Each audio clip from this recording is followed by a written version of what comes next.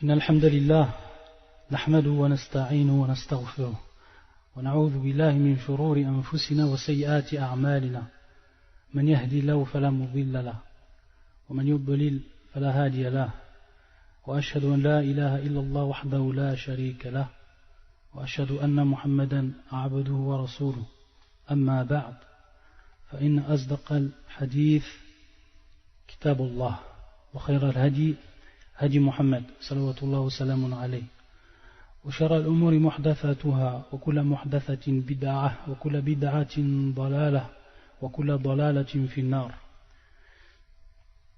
Aujourd'hui, bi'idhnillah, on reprend donc l'explication du livre intitulé أعلام سنة المنشورة لاعتقاد الطائفة الناجية المنصورة للشيخ العلامة حافظ ابن أحمد الحكمي رحمه الله ta'ala. Donc les repères de la sunna déployés concernant la croyance du groupe sauvé et assisté. On a fini un chapitre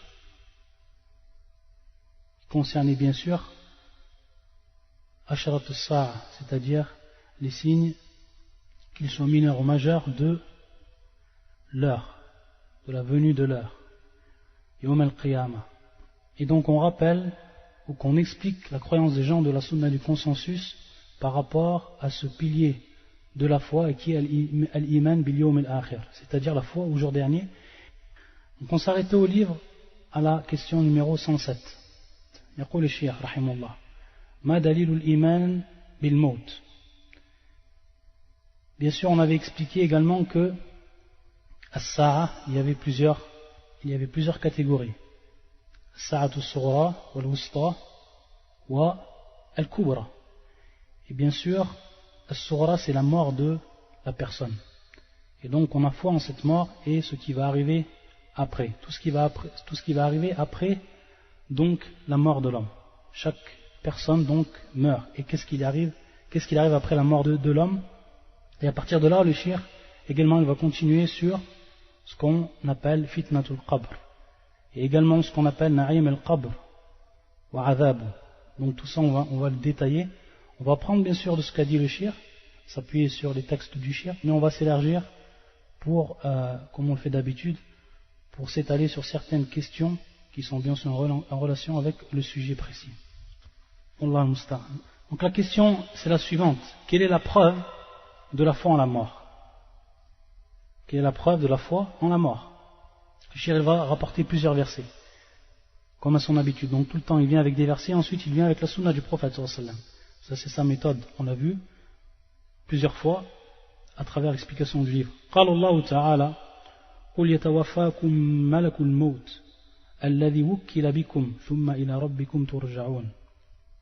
Ça c'est le premier verset qu'il va citer le shir. Dit, l'ange de la mort qui est chargé de vous vous fera mourir, ensuite vous serez ramené vers votre Seigneur. Donc ça c'est la première preuve du Coran. La deuxième preuve qu'il donne le shir, وقال تعالى كل نفس ذائقة الموت وإنما توفون أجوركم يوم القيامة وإنما توفون أجوركم يوم القيامة. Toute âme goûtera la mort. كل نفس ذائقة الموت.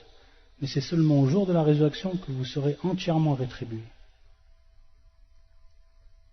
Il cite aussi un autre verset, le shir, وقال تعالى لنبيه صلى الله عليه وسلم إنك ميت وإنهم ميتون. Donc Allah Azza wa Jalla, en s'adressant à son prophète Muhammad sallallahu alayhi wa sallam, il lui dit, en vérité tu mourras et ils mourront aussi. إنك ميت وإنهم ميتون. Donc personne n'échappe à la mort. Personne n'échappe à la mort, même le prophète sallallahu alayhi wa sallam n'a pas échappé à la mort. Tout homme. Kullu nafsin dha'iqatul maut. Kullu nafsin. Donc ça c'est général. Kullu nafsin. Tout homme. وَمَا جَعَلْنَا لِبَشَرٍ مِّن قَبْلِكَ الْخُلْدَ أَفَإِن مِّتَّ فَهُمُ الْخَالِدُونَ. Et nous n'avons attribué l'immortalité à nul homme avant toi. Si tu meurs, seront-ils eux éternels? وَمَا جَعَلْنَا لِبَشَرٍ li basharin, là on voit encore que c'est général, à nul homme, min qablik, avant toi, al-khuld. Al-khuld, l'immortalité, c'est-à-dire l'éternité dans cette vie d'ici-bas, bien sûr. Fa immitta fahumul khalidun, si tu meurs toi, est-ce qu'eux ils seront éternels? C'est-à-dire qu'ils ne mourront jamais. Wallahu musta'an. Et donc il a cité encore d'autres versets, le shir, comme la parole d'Allah Azza wa Jal, wa qala ta'ala, kullu shay'in halikun illa wajha. Kullu shay'in halikun illa wajha. Ça aussi c'est une preuve générale. Tout doit périr sauf son visage, le visage d'Allah Azza wa Jal. C'est-à-dire dans cette vie d'ici-bas, tout va périr, sans exception encore ici. Kullu shay'in halikun illa wajha, subhanahu wa ta'ala. Et ensuite le shir il dit, par rapport à ce qui est de la sunna, يقول وغير ذلك من الآيات. طيب. وفيه من الأحاديث ما لا يحصى. والأمر مشاهد لا يجهل أحد وليس في شك ولا تردد ولكن عناد واستكبار ولا يعمل على موجب إيمانه به وبما بعده إلا عباد الله المخلصون ونؤمن أن كل من مات أو قتل أو بأي سبب كان ذلك بأجل لم ينقص منه شيئا. قال الله تعالى كل يجري لأجل مسمى وقال تعالى فإذا جاء أجلهم لا يستأخرون ساعة ولا يستقدمون. Donc il nous dit que par rapport à la sunna, pour ce qui est de la preuve de la mort, il y en a infiniment, entre parenthèses, c'est-à-dire qu'on ne pourrait compter. Wal amr mushahad, c'est-à-dire quelque chose qu'on voit tous les jours de nos propres yeux. Et personne ne peut en fait ignorer. C'est-à-dire personne ne peut ignorer que après la mort, bien sûr la mort en elle-même, tout le monde sait qu'on meurt. Mais ce qui advient tout de suite après la mort, dès que la personne, elle meurt. Et donc, il dit que personne en fait n'ignore cela. Et que personne n'a de doute par rapport à cela. Lakin inad wa istikbar, c'est-à-dire que les gens s'enorgueillissent par rapport à cela et qu'ils ne veulent pas croire. Wa inad, c'est-à-dire entêtement. Et il dit que seuls en fait ceux qui croient comme il se doit, c'est-à-dire ceux qui croient réellement à cela, ce sont les serviteurs d'Allah Azza wa Jal, les croyants, ceux qui ont cru. Et qui croient en fait que chaque personne qu'il meurt, c'est-à-dire d'une mort naturelle ou qu'il soit assassiné, tué par n'importe quel sabab, c'est-à-dire par n'importe quelle cause, alors ils savent que cela est l'arrivée de son terme. Bi ajali, c'est-à-dire lorsque son terme déterminé. C'est-à-dire que chaque personne, lorsqu'elle meurt, cela a été écrit. Et c'était déterminé par Allah Azza wa Jal. On va revoir ces questions de prédestination en détail. On va voir que les shir posent beaucoup de questions pour ce qui est propre à la prédestination. Et on va voir qu'il détaille et que ça va nous permettre en fait de comprendre toutes les catégories et toutes les étapes de la prédestination. Taïb. Et donc ici, de façon générale, on sait que chaque personne qui meurt, cela est avec yani bi ajalin, comme l'a dit Allah Azza wa Jal. Kullun, donc ça aussi c'est général, chacun.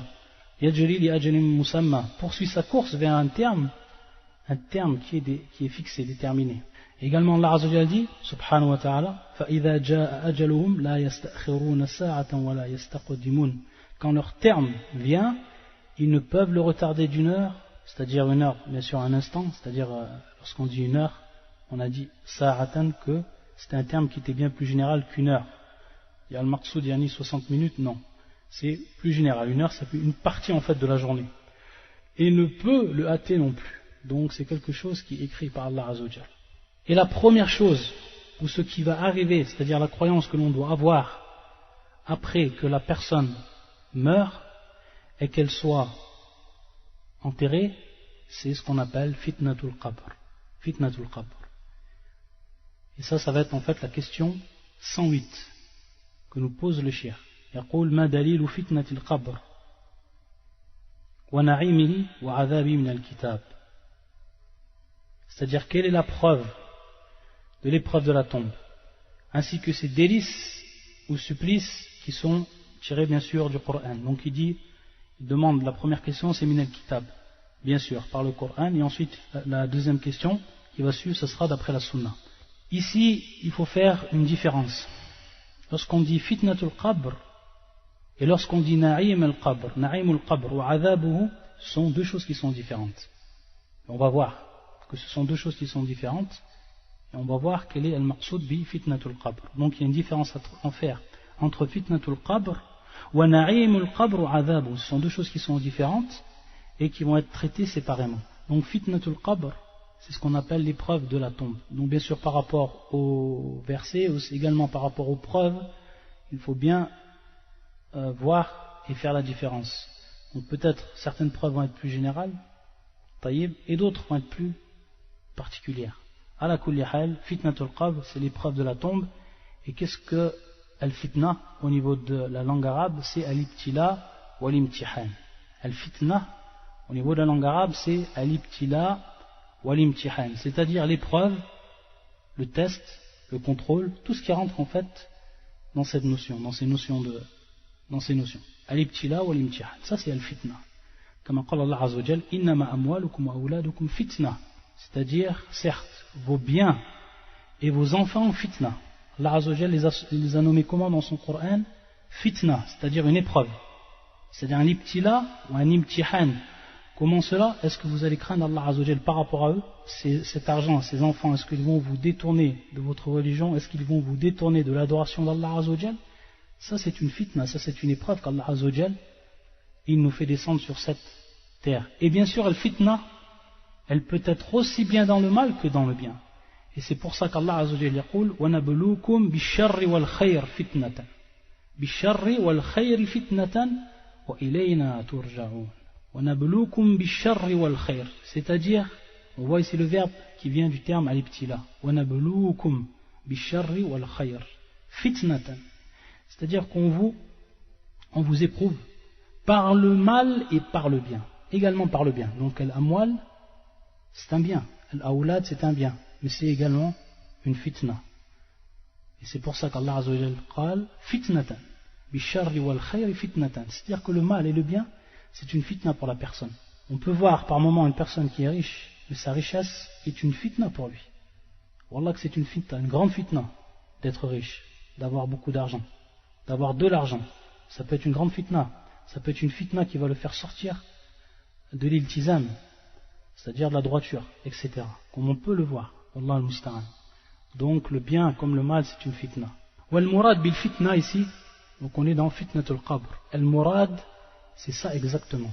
C'est su'al al-malakain al-mayta an rabbihi wa dini wa nabihi. Ça c'est la définition de fitnatul qabr. Ça c'est la définition de fitnatul qabr. Donc si on demande qu'est-ce que fitnatul qabr, il ne faut pas mélanger avec na'im al-qabr, c'est-à-dire les délices et les supplices de la tombe. Et donc, al-fitna, fitnatul qabr, su'al al-malakan, la question des deux anges, su'al al-malakan, al-mayyita an rabbi, wa dini wa nabi, c'est-à-dire c'est la question des deux anges, on va voir donc dans le hadith où il nous est précisé cela, al-mayyit, le mort, au sujet de son Seigneur, au sujet de sa religion et au sujet de son envoyé, de son prophète en qui il a cru. Donc ça, fitnatul qabr, c'est ce qu'on appelle fitnatul qabr. Et on va voir que fitnatul qabr, tout le monde subit cette épreuve. On va voir en fait qu'il y a une divergence, mais on va voir que la parole authentique, c'est que tout le monde subit cette épreuve.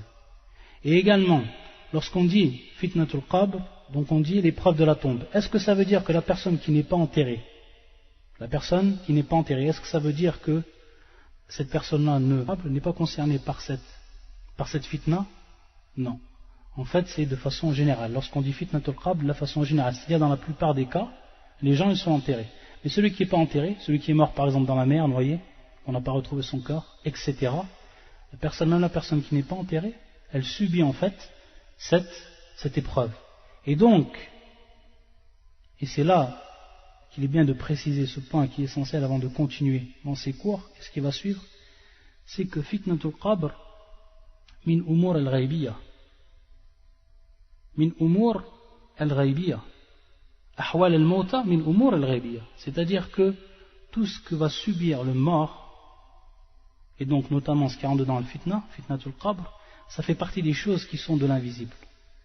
Et c'est des choses dont on ne, la majal il aqfi, c'est-à-dire qu'on ne peut que notre cerveau, ou plutôt notre raison, ne peut comprendre. Nous, on voit et on comprend des choses que dont on a eu l'expérience dans notre vie, les choses que l'on voit autour de nous. Mais il y a d'autres choses qu'on n'a pas encore vues et qui rentrent dans l'invisible, mais qui sont bel et bien présentes, et qu'Allah Azza wa Jal a déterminé. Donc, croire en fitnat al-qabr et croire en tout ce qui advient aux morts, ça fait partie min umur al-ghaybiyya. Et comme on avait dit que l'iman bil ghaib, la foi en invisible, c'est l'attribut qui est le premier attribut dont Allah Azza wa Jal a annexé aux croyants. Al-iman bil ghaib, comme on l'a vu dans le début de Surat al-Baqarah. Al-ghaib. Donc ça c'est un point qui est important. Donc c'est pour ça que la personne qui soit enterrée ou qui n'est pas enterrée, elle subit fitnatul qabr. Qu'elle soit morte dans la mer ou etc. dans toutes circonstances, qu'elle soit morte, elle subit fitnatul qabr. Et elle subit tout ce que la personne qui est enterrée subit. Donc lorsqu'on dit fitnatul qabr, ada taghriban, c'est-à-dire dans la plupart des cas. Dans la plupart des cas, c'est ce qui arrive à la personne et c'est pour ça que c'est pris en compte comme tel. Donc le cheikh va nous donner des preuves par rapport à cela, des preuves qu'on va expliquer en détail. Des preuves qui sont tirées du livre d'Allah Azza wa Jal et de la Sunna, ce qui va nous donner le cheikh. Et également, bien sûr, l'ijma', sachant que l'ijma' fait partie, bien sûr, des bases de la jurisprudence, de la loi musulmane. Quand on dit bien sûr al-sharia, ça rentre également dedans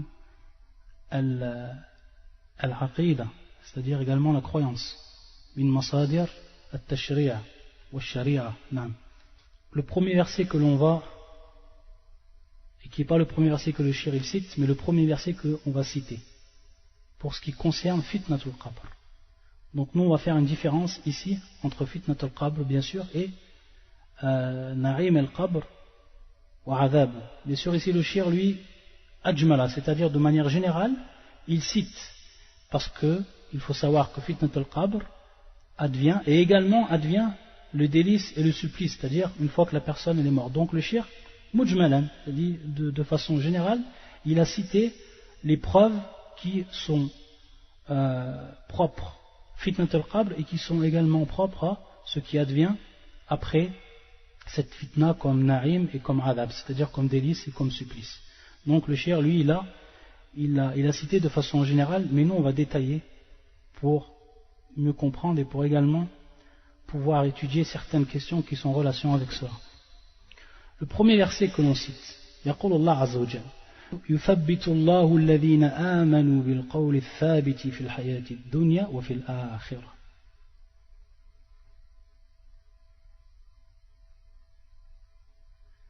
يثبت الله الذين آمنوا بالقول الثابت في الحياة الدنيا وفي الآخرة. Allah a fermé les croyants par une parole ferme dans la vie présente et dans l'au-delà.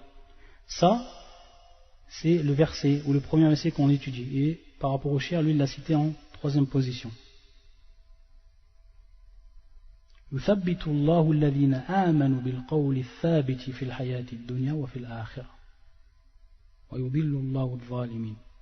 طيب, ce verset-là, c'est une preuve de quoi? De fitnatul qabr. C'est une preuve de fitnatul qabr. On dit bien fitnatul qabr ici, c'est bien plus précis.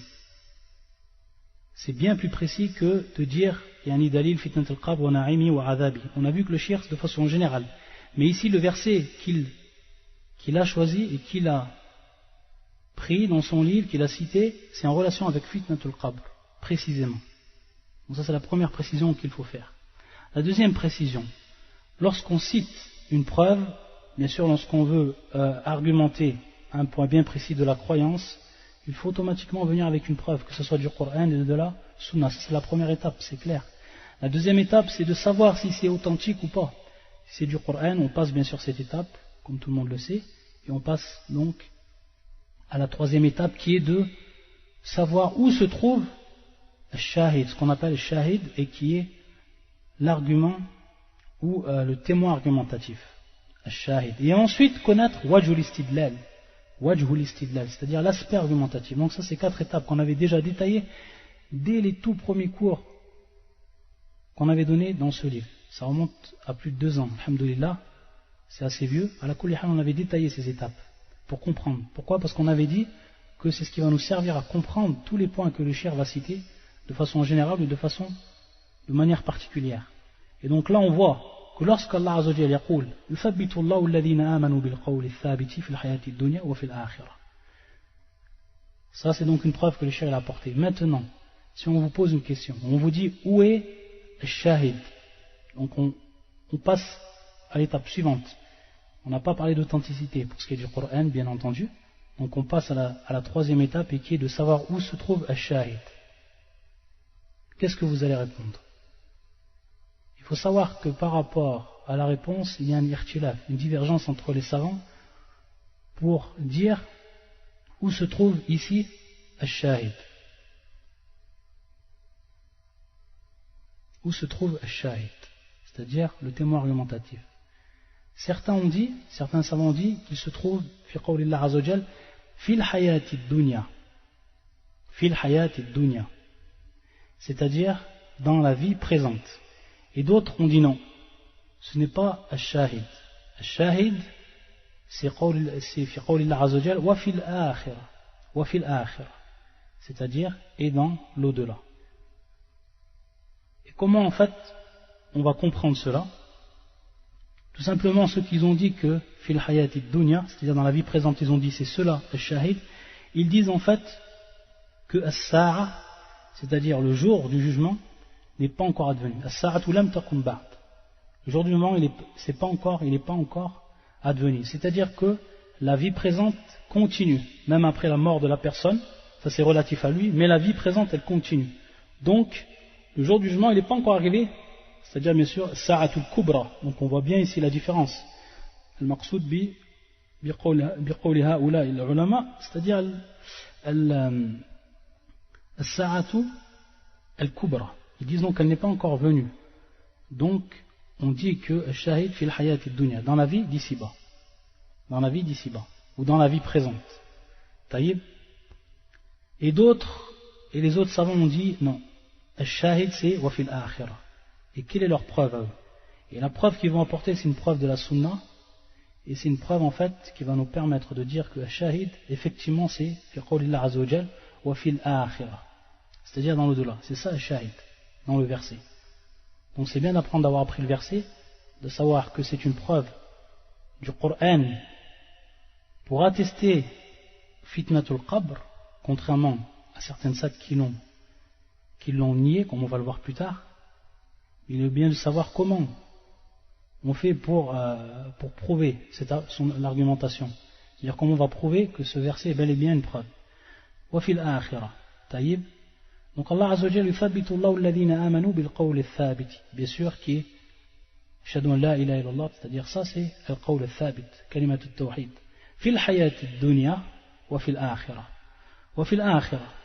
Les savants ils disent en fait que l'akhirah ou que fitnatul qabr, ça va être considéré, ou al-qabr plus précisément, ça va être considéré comme la première étape dans l'au-delà, dans la première étape de l'au-delà. Et ils vont prendre comme preuve un hadith qui est rapporté par l'imam al-Tirmidhi, et avant lui par l'imam Ahmed, et également par Ibn Majah, et qui est un hadith qui est authentifié, ou plus précisément Hassana ou al-Albani, كما في صحيح الترمذي والمشكات يعني مشكات المصابيح. Et c'est un hadith où Hani'an, qui est en fait Mawla Uthman, qui était le serviteur de Uthman, radiyallahu ta'ala anhum, qui lui a parlé, c'est-à-dire son serviteur a parlé à Uthman. Il lui a dit إذا وقف على قبر يبكي حتى يبل لحيته فقيل له تذكر الجنة والنار فلا تبكي وتبكي في هذا فقال. Donc Uthman, et c'est en fait ce que nous rapporte Hanian, il disait que lorsqu'il était debout devant une tombe, إذا وقف على قبر يبكي, c'est-à-dire il pleurait, jusqu'à que sa barbe soit imbibée d'eau, c'est-à-dire de par ses larmes, imbibée de larmes bien sûr. Alors on lui a dit, lorsqu'on te rappelle le paradis et le feu, fala tabki, c'est-à-dire bien sûr tu ne pleures pas, ou tu ne pleures pas comme tu pleures à ce moment-là. Faqal, et c'est à ce moment-là donc il a dit, Uthman, إن رسول الله صلى الله عليه وآله وسلم قال إن القبر أول منزل من منازل الآخرة هذا هو الشاهد. C'est-à-dire que le qabr c'est la première étape parmi les étapes de l'au-delà. Donc ça rentre dans quoi? Dans l'au-delà. Et ça rentre donc dans la parole d'Allah Azza wa Jal wa fil akhirah. Wa fi al-akhirah. Et la suite du hadith du prophète sallam fa in naja minhu fama ba'dahu aysaru minhu. Si il est sauvé de cela, de cette épreuve-là, il dit alors ce qui advient après bien sûr cette épreuve de la tombe, aysaru minhu, c'est-à-dire que ce qui adviendra après cela, ce sera plus simple. Aysaru minhu. Wa in lam yanju minhu fama ba'dahu ashaddu minhu. C'est-à-dire que si il n'est pas sauvé de cela, c'est-à-dire qu'il ne réussit pas par rapport à cette épreuve, alors ce qui va advenir après sera encore plus dur. ثم قال رسول الله صلى الله عليه وسلم ما رأيت منظرا قط أفظع منه. C'est-à-dire qu'il n'a pas vu le prophète صلى الله عليه وسلم quelque chose qui était plus effrayant que cela, ce qui va se passer fil qabr. Donc à partir de là, la preuve wa fil akhirah, c'est celle qui était donnée par les savants et qui sont appuyés donc sur ce hadith du prophète sallallahu alayhi wa sallam pour dire que wa fil akhirah, et que la première étape c'est al-qabr. Et bien sûr ici fitnatul qabr, Allah azza wa jalla yaqul yuthabbitu Allahu alladhina amanu. Allah raffermit les croyants. Lorsqu'on va nous demander donc, parce que ça c'est la réponse qui va être dite ou que l'on va dire aux deux, ou avec laquelle on va répondre aux deux anges, alors il faudra qu'Allah azza wa jalla nous affermisse à ce moment-là. Ce sera grâce à Allah azza wa jalla, par l'affermissement d'Allah subhanahu wa ta'ala. Yuthabbitu Allahu alladhina amanu. Comme on va le voir également dans un autre hadith du prophète sallam, qui à ce moment, au moment où il est enterré la personne, il nous informe le prophète sallam que c'est à ce moment-là la personne qu'elle est questionnée. Et c'est pour ça qu'il nous dit le prophète sallam de demander à ce moment-là al-thabat, Allah azza wa jalla. C'est-à-dire qu'on demande qu'Allah azza wa jalla affermisse le croyant à ce moment-là, comme on va le voir. Donc maintenant on comprend bien quelle est la preuve, ma huwa al-shahid wajhul istidlal tab'an, l'aspect argumentatif, lorsqu'on voit la première partie du verset et ensuite la suite du verset. Parmi les versets également que le shir il a donné, donc ça c'est le premier verset que l'on a donné.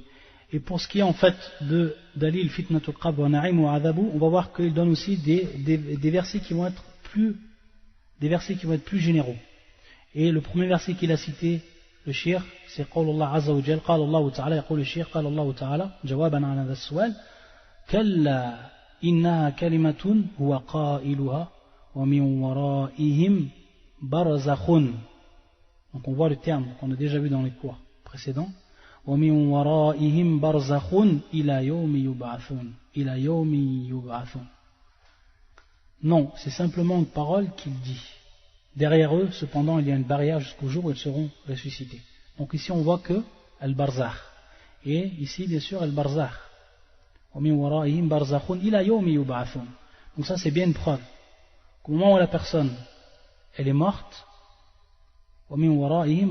c'est-à-dire qu'il y a un intermédiaire. Ici on a vu le terme ici qui est traduit bien sûr par barrière et qui est l'intermédiaire, al-barzakh, et on a vu que ce terme donc est pris pour dire, ou que les savants prennent ce terme pour dire al-hayatul barzakhiyya, c'est-à-dire la vie intermédiaire qu'il y a entre la vie ou la vie d'ici-bas et l'au-delà. Donc c'est une vie qui est intermédiaire, al-hayatu fil qabr, et ce qu'on appelle hayatul barzakhiyya. Et ils prennent bien sûr ce terme, ils le tirent du Coran, comme dans ce verset. وَمِنْ وَرَائِهِمْ بَرْزَخٌ إِلَى يَوْمٍ يُبْعَثُونَ. Barzakh, al-barzakh. Également le deuxième verset qui cite, et qui est un verset également important, et qui nous prouve ici, plus précisément, Adhab al-Qabr, et bien sûr en opposé al-Na'im. Lorsqu'on va automatiquement prouver l'Adhab, on va prouver également al-Na'im, c'est-à-dire s'il y a automatiquement un délice, ou plutôt un supplice, il y aura le délice. Et c'est le verset suivant, un verset qui est clair par rapport à cela. يقول الله عز وجل وقال الله تعالى وحاق بآل فرعون سوء العذاب النار يعرضون عليها غدوا وعشيا ويوم تقوم الساعة أدخلوا آل فرعون أشد العذاب. Et le pire châtiment cerna les gens de Pharaon. وحاق بآل فرعون سوء العذاب النار يعرضون عليها غدوا وعشيا. Donc regardez bien que ici c'est un feu, le feu auquel ils sont exposés matin et soir. Donc c'est un feu, ils sont exposés à ce feu matin et soir. Ici adab. Comment on sait que c'est, comment on va comprendre et comment on va voir wajhul istidlal, l'aspect argumentatif, c'est qu'après Allah Azza wa Jalla yaqul wa yawma taqumu as-sa'atu adkhilu ala fir'auna ashadd al-'adhab. Donc le jour du jugement n'est pas encore arrivé et pourtant ils sont ici châtiés. Donc il faut bien comprendre. Si on demande maintenant quelle est la preuve ash-shahid awalan, c'est bien sûr an-naru yu'raduna 'alayha ghuduwan wa 'ashiyya. Ça c'est ash-shahid. Ensuite wajhul istidlal, comment on comprend? C'est par la suite du verset. وَيَوْمَ تَقُومُ السَّاعَةُ أَدْخِلُوا آلَ فِرْعَوْنَ أَشَدَّ الْعَذَابِ. C'est-à-dire qu'ils sont en train d'être exposés au feu, du matin au soir. Et ensuite, lorsque l'Yawm al-Qiyamah, c'est-à-dire lorsque l'heure va venir, le jour où l'heure arrivera, bien sûr, et qu'il y a Yawm al-Qiyamah, alors à ce moment-là, on va les rentrer dans quoi, bien sûr? Dans un châtiment qui est encore plus dur et qui est bien sûr le feu de l'enfer. Adkhilu ala fir'auna ashadd al-'adhab. Donc on voit bien qu'il y a ici deux châtiments. Un châtiment qui est avant que as-sa'a, c'est-à-dire que l'heure arrive, et un châtiment qui est après que l'heure arrive. Donc là c'est clair que c'est bel et bien le châtiment durant la tombe. Que c'est le châtiment qui se trouve durant la tombe. Ça c'est une preuve évidente qui prouve donc que dans la tombe il y a un châtiment.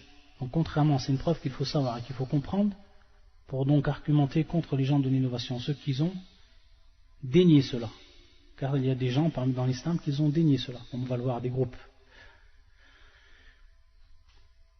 Et parmi ceux qui ont dénié cela, comme nous l'explique l'imam al-Nawawi fi Sharh Muslim, il dit Al-Khawarij, qui ont dénié cela. Al-Khawarij. Il dit également Mu'adham al-Mu'tazila, la plupart des Mu'tazila, les Mu'tazilites. La plupart des Mu'tazila également, ils ont dénié cela. Et il dit Ba'du al-Murji'a, certains de la secte des Murji'a également qui ont dénié cela. Donc tous les Khawarij, la plupart des Mu'tazila et certains parmi les al-Murji'a, c'est ceux qui ont en fait dénié qu'il y avait donc qu'il se passait tout cela dans le qabr, que ce soit le fitna, que ce soit Na'im, que ce soit al-Adab.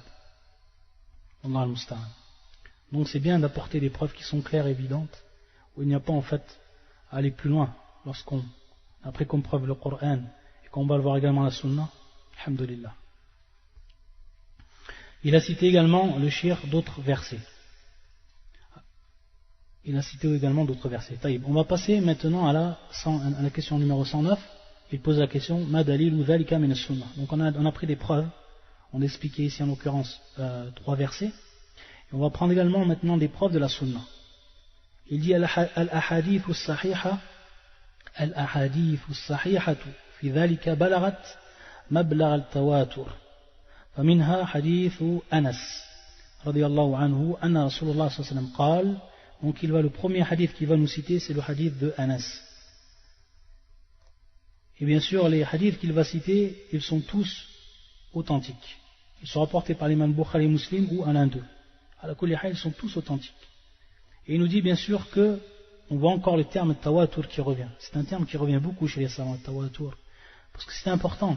C'est le plus haut degré d'authenticité, tawatur. C'est pour ça qu'on dit que le Coran mutawatir. C'est-à-dire que la chaîne de transmission. Le Coran, il a une chaîne de transmission. Il nous a été, il nous a été rapporté, comme les hadiths, ils ont été rapportés. Mais le Coran, il était rapporté par un grand, très très grand nombre de personnes. Dans la chaîne, donc, il y a des rapporteurs.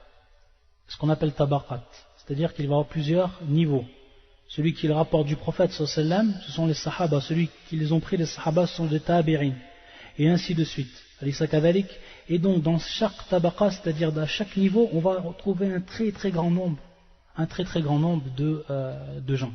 Comme par exemple le Coran, on va trouver peut-être des milliers ou des millions de gens. Donc c'est quelque chose qui est ce qu'on appelle tawatur.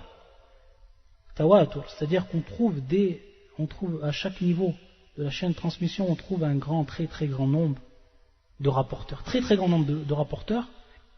On va profiter de cela pour dire que c'est en fait ce khabar, c'est-à-dire cette information qui nous est venue, c'est quelque chose qui est yaqini, c'est-à-dire que l'on connaît donc par la certitude. Yufid al-yaqin, c'est-à-dire c'est une certitude absolue que ce khabar il est bien venu. Il nous est bien arrivé et qu'il est bien venu du prophète sallallahu alayhi wa sallam. Donc pour le Coran c'est clair. Et pour les hadiths, il y a des hadiths qui sont comme cela. Des plusieurs hadiths qui ont tellement été rapportés par les sahaba, qu'ils ont tellement été rapportés par un grand nombre de ceux qui les ont rapportés des sahaba, tabi'in, etc. jusqu'à qu'ils nous viennent, bien sûr, avec la chaîne de transmission complète, qu'on dit que ce hadith-là il est mutawatir, tellement il y a des gens. Et cela bien sûr, ça yufid al-yaqin, c'est-à-dire que c'est une certitude absolue que ces informations sont bel et bien attestées. Elles sont bel et bien véridiques. Et certains savants, pour expliquer, ils donnent un exemple simple. Un exemple simple. Si par exemple toi tu te trouves dans une ville, par exemple tu te trouves à la Mecque, et il y a une personne qui vient t'informer qu'à Médine il pleut. Taïb, une personne. Tu vas prendre le khabar, ou on va dire une grande averse, en ce moment il y a une grande averse à Médine, tu vas prendre son khabar. Si une deuxième personne vient te dire cela, une troisième, une quatrième, une cinquième, une sixième, une septième, chaque fois que le nombre il va grandir, ta certitude ne va-t-elle pas grandir? Eh bien ici c'est pareil. Lorsque tu sais que un très très grand nombre ont rapporté ce hadith, ou ont rapporté ce khabar du prophète sallam, un très grand nombre à chaque niveau de la chaîne de transmission, alors tu es sûr que c'est bel et bien la parole du prophète sallam, c'est-à-dire une certitude absolue. Et ça c'est le plus haut degré, tawatur. C'est-à-dire qu'on ne peut nier, on ne peut en aucun cas nier ce qui est en fait mutawatir. C'est pour ça que c'est important de connaître ce terme, de savoir ce qu'il veut dire et pourquoi les gens de la science l'utilisent. Et notamment lorsqu'ils l'utilisent et ils prouvent que c'est bel et bien mutawatir, on sait par là qu'il va y avoir d'autres gens qui nient ces choses-là. Donc pour leur prouver et pour leur dire qu'il n'y a aucun doute que cela en fait est bel et bien authentique. C'est-à-dire ce que vous niez, votre reniement est faux, absolument faux. Donc c'est pour réfuter leur reniement, ce qu'ils renient. Allah al-Musta'an. Donc c'est pour ça, yaqul le shir balarat mablarat tawatur.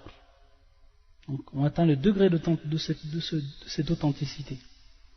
Parmi les hadiths qui vont nous citer, le shir hadithu Anas radiyallahu anhu anna Rasul sallam qala. Donc ça c'est un des hadiths qui est connu et qui est le suivant. يقول النبي صلى الله عليه وسلم إن العبد إذا وضع في قبره وتولى عنه أصحابه. Lorsque al-abd, donc on voit le terme ici, c'est un terme qui est important parce qu'on va revenir à une question qui est précise par rapport à, ou qui revient comme argumentation par rapport à l'utilisation de ce terme. Inna al-abda, c'est-à-dire le serviteur ou l'homme de façon générale. Donc al-abd, on a vu au tout premier cours qui nous avait donné le shir, c'était l'une des premières questions dans le cours que al-abd, on peut vouloir dire par l'abd le serviteur, celui qui s'est soumis à Allah Azza wa Jalla, mais on peut vouloir dire par le abd, al-abd, un terme qui est bien plus général, qui veut dire en fait tous les hommes, de façon générale, que ce soit les mécréants ou que ce soit les croyants. Pourquoi? Parce que al-abd, même le mécréant, c'est un abd, c'est un esclave, parce que le mécréant, il ne fait pas ce qu'il veut dans la vie d'ici-bas. Pour vivre, il est obligé de se nourrir, il est obligé de boire, obligé de manger, il est obligé en fait de suivre des lois qu'Allah Azza wa Jalla a mis. Sous cet aspect-là, c'est un abd. Donc c'est pour ça que le terme ici, al-abd, il peut vouloir dire le serviteur, c'est-à-dire le croyant, et il peut vouloir dire également, dans d'autres cas, ce qui est plus général, c'est-à-dire l'homme. Et ici, il veut dire l'homme. Et on va voir pourquoi. Pourquoi on précise cette précision. Donc là, au moment où il est posé dans sa tombe, au moment où il est posé dans sa tombe, et que ashabu, c'est-à-dire les gens qui l'ont accompagné, il s'éloigne de lui. Et au moment où il s'éloigne, alors qu'il entend encore le bruit de leurs pas, le bruit de leurs pas, c'est-à-dire que c'est direct. C'est direct. C'est automatiquement et c'est directement une fois qu'il est mis. C'est-à-dire que cette précision qui nous est donnée dans le hadith, c'est qu'à peine les gens sont déjà à peine partis, il entend à peine les bruits donc de leur départ, que déjà les deux anges viennent. Ata ou Malakan, ils vont le faire s'asseoir. فيقولان ما كنت تقول في هذا الرجل. Il lui demande, qu'est-ce que tu disais par rapport à cette personne-là? في هذا الرجل. Muhammad sallallahu alayhi wa sallam, le prophète. Muhammad sallallahu alayhi wa sallam. Donc ils leur disent, qu'est-ce que tu disais par rapport à cette personne-là, Muhammad sallallahu alayhi wa sallam. Donc on a fitnatul qabr. Ici donc la preuve que va nous donner le shir, c'est par rapport à fitnatul qabr. فأما المؤمن فيقول أشهد أنه عبد الله ورسوله فيقال له انظر إلى مقعدك من النار قد أبدلك الله به مقعدا من الجنة فيراهما جميعا. Le croyant, bien entendu, et c'est ici donc qu'on voit la parole dans le verset ثبت الله الذين آمنوا بالقول الثابت. Il dit أشهد أنه عبد الله ورسوله. Je témoigne qu'il est serviteur d'Allah Azza wa Jal et également son envoyé. Alors à ce moment-là, ils leur disent, regarde ta place dans le feu. Regarde d'abord ta place dans le feu. Allah Azza wa Jal te l'a changé, te l'a remplacé par une place au paradis. Et il les verra ainsi tous les deux. Il va voir cette place du feu, il va voir cette place du paradis, celle qu'Allah Azza wa Jal lui a changée. Donc on voit qu'à la base il aurait été destiné au feu s'il n'avait pas cru en qui? Qu'il n'avait pas cru en Muhammad sallallahu alayhi wa sallam. Et qu'Allah Azza wa Jal, de par sa croyance, lui fait changer quoi? Lui fait changer cette place dans une place qui se trouve au paradis. قال قتادة وذكر لنا أنه يفسح في قبله ثم رجع إلى حديث أنس. Donc Qatada, qui est un des reporters, il explique comment en fait on va élargir sa tombe. Et ensuite il revient donc, il continue sur le hadith de Anas qu'il rapporte. قال وأما المنافق والكافر فيقال له ما كنت تقول في هذا الرجل فيقول. Donc on voit ici في اللفظ وأما المنافق والكافر. C'est également ce qui est important ici. وأما المنافق والكافر فيقال له ما كنت تقول في هذا الرجل فيقول لا أدري كنت أقول أو كنت أقول ما يقول الناس. C'est-à-dire qu'on va leur demander pour ce qui est de l'hypocrite et du kafir. Donc ici regardez bien l'ordre. وأما المنافق والكافر. Donc ils vont dire à ce moment-là, je ne sais pas, j'ai dit ce qu'ont dit les gens. Également ici c'est important de voir comment ils vont répondre. La adri kuntu aqul ma yaqulu an-nas. Je ne sais pas, je disais ce que disaient les gens. فيقال لا دريت ولا تليت ويضرب بمطارق من حديد ضربة فيصيح صيحة يسمعها من يلي غير الثقلين. نعم. Tu n'as donc rien su. Tu n'as donc rien su et donc rien saisi. ويضرب بمطارق من حديد ضربة. C'est-à-dire on va le frapper avec une massue de fer. D'un coup qui va être si fort. من حديد ضربة فيصيح صيحة. Il va crier un cri qui va être un cri terrible. Un cri qui va être terrible, un cri poussé. فيصيح صيحة يسمعها من يليه غير الثقلين. C'est-à-dire donc tout le monde va l'entendre. يسمعها من يليه. Tous ceux qui sont bien sûr aux alentours, ils vont entendre ce bruit-là. Sauf الثقلين. والمعنى الثقلين bien sûr, ce sont الجن والإنس. C'est-à-dire les humains et les hommes. Les humains et les hommes n'entendent pas ce cri que va pousser la personne. Al-munafiq ou al-kafir, l'hypocrite ou le mécréant. Sauf, c'est-à-dire tout le monde va l'entendre sauf ces deux bien sûr, les humains et les djinns. Wallah al-musta'an. Également un autre hadith qui nous rapporte le shir. C'est le hadith de Abdullah ibn Omar, où le prophète sallallahu alayhi wa sallam a dit Inna ahadakum idha mata urida alayhi maq'aduhu bil-ghadati wal-ashi. Lorsque l'un de vous meurt, sa place lui est exposée matin et soir. C'est-à-dire, bien sûr, on comprend ici donc dans le qabr. Et ça, bien sûr, ça revient au hadith où les deux places lui sont montrées. In kana min ahli al-jannati fa min ahli al-jannah. S'il fait partie des gens du paradis, donc on lui montre bien sûr, on lui fait voir sa place qui est au paradis actuel. Wa in kana min ahli al-nari fa min ahli al-nar. Ici, bien sûr, parmi les gens du feu, alors on lui montre sa place, dès qu'il est déjà dans sa tombe. Regardez, ça aussi, ça rentre, fil adab. Pourquoi? Parce que la personne, lorsqu'elle s'est déjà où elle va aller, ça va être terrible. Et lorsque le croyant sait où il va aller, c'est un délice, il sait où est sa destination. فَيُقَالْ هَذَا مَقْعَدُكَ حَتَّى يَبْعَثَكَ اللَّهُ يَوْمَ الْقِيَامَةِ. Ceci t'appelle jusqu'à qu'Allah Azza wa Jal te ressuscite le jour de la résurrection. Également le hadith qui a été rapporté par le prophète lorsqu'il est passé bien sûr devant les deux tombes. Innahuma la yu'adhaban, c'est-à-dire ces deux tombes ou les deux morts qui sont dans les tombes, ils sont châtiés.